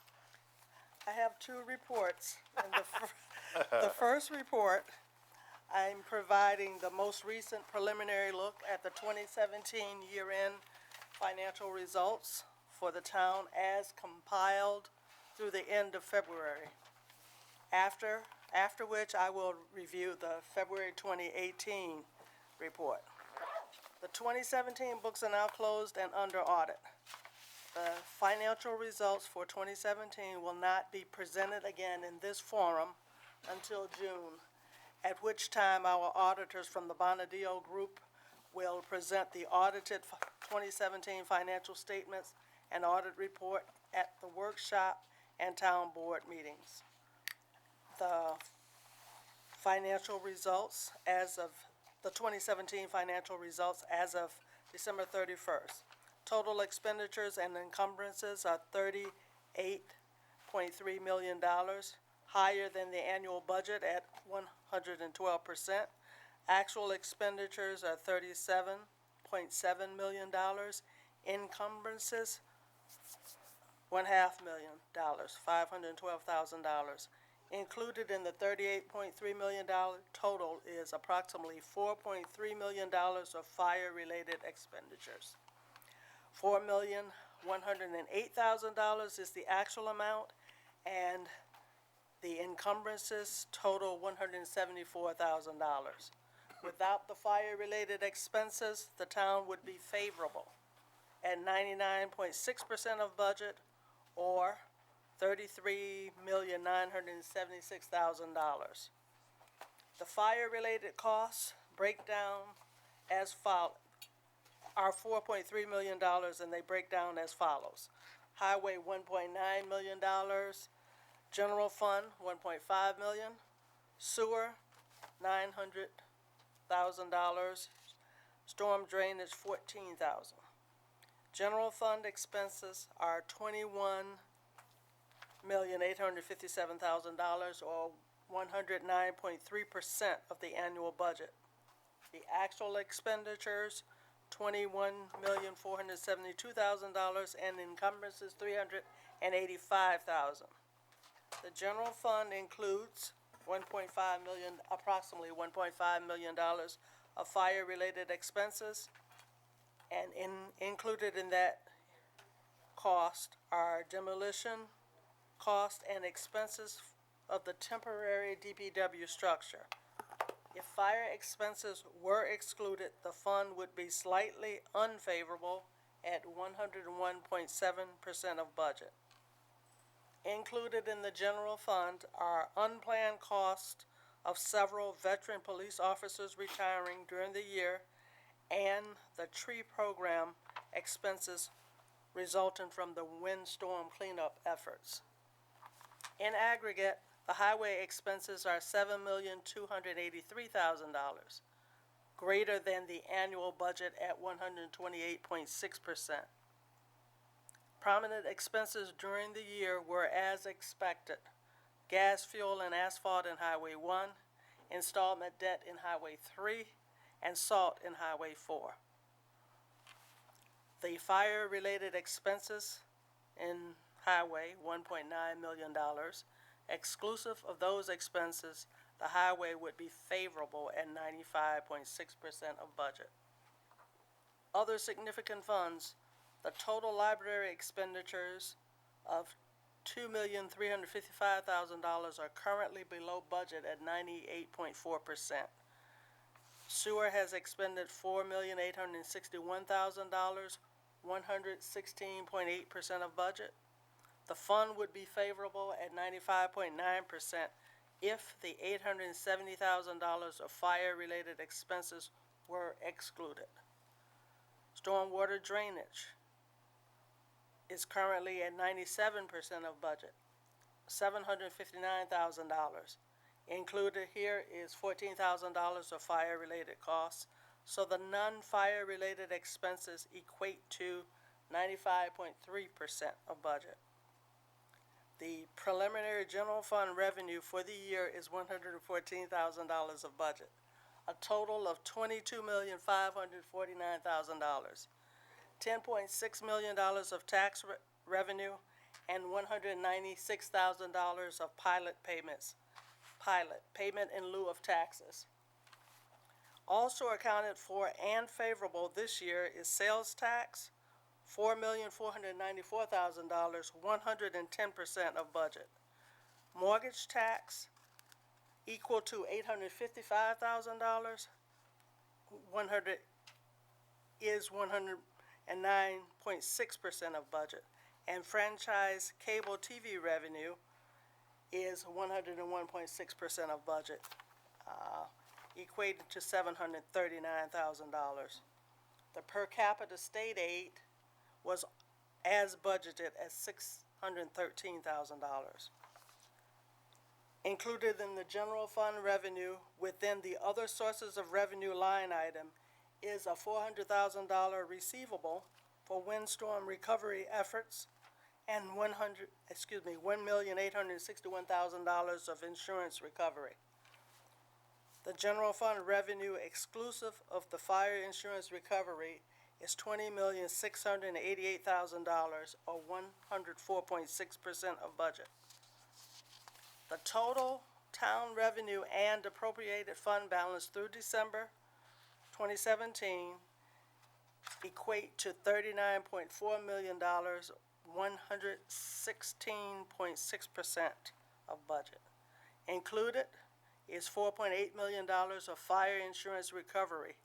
Without the insurance proceeds, the receipts would be $34.6 million, or 102.5% of budget. 2017 real estate taxes across all funds were $16.7 million. Year-to-date for the library, the revenue is $2,383,000, 99.7% of budget. The highway has recorded 134.9% of revenue, $7.5 million. This includes $1.9 million of fire insurance recovery. Exclusive of the recovery, the fund would be at 100% of revenue. Sewer has received $4.9 million, 117.6% of budget. Contained within is $811,000 of insurance proceeds. The sewer fund would be at 98% of budget without those proceeds. Stormwater drainage is $915,000, 120% of budget. Excluding the $152,000 of insurance recovery, the fund would be at 100% of budget. So from this report, please note that the fire-related revenue exceed the expenses by $500,000. The fire-related expenses are $4.3 million and revenue $4.8 million. Also note that in all cases, I delineated how much was fire-related, as I've done for the majority of the year, and that served its purpose. It allowed us to isolate and see the result of the fire, and we see that we came out, there was no harm done to our finances as a result of the fire. This concludes the preliminary 2017 year-end financial report as of 2/28/2018. And the next report for February, the month of February 2018, total expenditures, actual as well as encumbered, $6,673,000, or 19.3% of budget, which is higher than the 16.7% of the year that has elapsed. The breakdown is actual expenditures, $4,412,000, and encumbered expenses, $2,261,000. Encumbrances are typically high early in the year as departments establish and commit to services, supplies, and commodities that will be needed through the year. The general fund expenses are above the 16.7% of the year that has elapsed at 19.7%, or $4,075,000. The breakdown, actual expenditures, $2,806,000, encumbrances, $1,269,000. Together, the expenses in the highway funds are $1,357,000, or 24.5% of budget. The costs are primarily due to sizable encumbrances for gas, fuel, and salt as expected. Expenditures in the library are under budget at $263,000, 11.4%. The sewer fund is at 14.6% of budget, equating to $599,000. Expenses in stormwater drainage total $121,000, 15.4% of budget. The general fund revenue, $11,896,000, 58.5% of budget. At the end of February, the town had received $10.8 million of general fund taxes, 100% of that line item, and 62.6% of pilot, payment in lieu of taxes. Also included in revenue are proceeds of the Medley Center settlement of $450,000. Regarding the entire town, $23.1 million, or 67.8% of revenue and appropriated fund balance has been received to date. Approximately $16.8 million of the amount received is real estate tax. That's 100% of real estate tax across all funds. At the end of the month, library had received $2,169,000, 93.9% of its budgeted revenue. 74.8%, or $4,093,000, has been received by the highway. Sewer has received $3,978,000, 97.8% of that fund's budget. Drainage is at 99.9% of revenue, $763,000. This concludes my financial report for the month of February. Thank you, Annie, I appreciate it. You had the easiest job at the end of the night to run through our numbers, and this, I think, will be the last financial report where you have to divorce out our Exactly. fire, so. Okay. As the public knows and the board knows, Annie did a terrific job all last year and throughout the first quarter of this year in divorcing out those numbers associated to the fire and the insurance revenues, so a lot more expenses, a lot more revenues. And the good news is, honestly, and I commend our staff for this, is we, all things considered, and if you even isolate out the fire, okay, let's talk about the windstorm, let's talk about the flooding, let's talk about some extraordinary other costs, relevant to some retirements in our police department. We still ended up the year pretty significantly in the black, and I think that's a good thing. So it's definitely speaks to the fiscal health of the town, at least last year. But thank you, Annie, and thanks to our staff. I will accept the motion to accept the financial report. So moved. In a second? Second. All those in favor say aye. Aye. Opposed? Thank you, and because we wouldn't want to end the meeting yet, pursuant to Section 105 of Public Officers Law, I'm moving that we enter into executive session to discuss current litigation. Do I have a motion? Moved. A second? Second. All those in favor say aye. Aye. Thank you.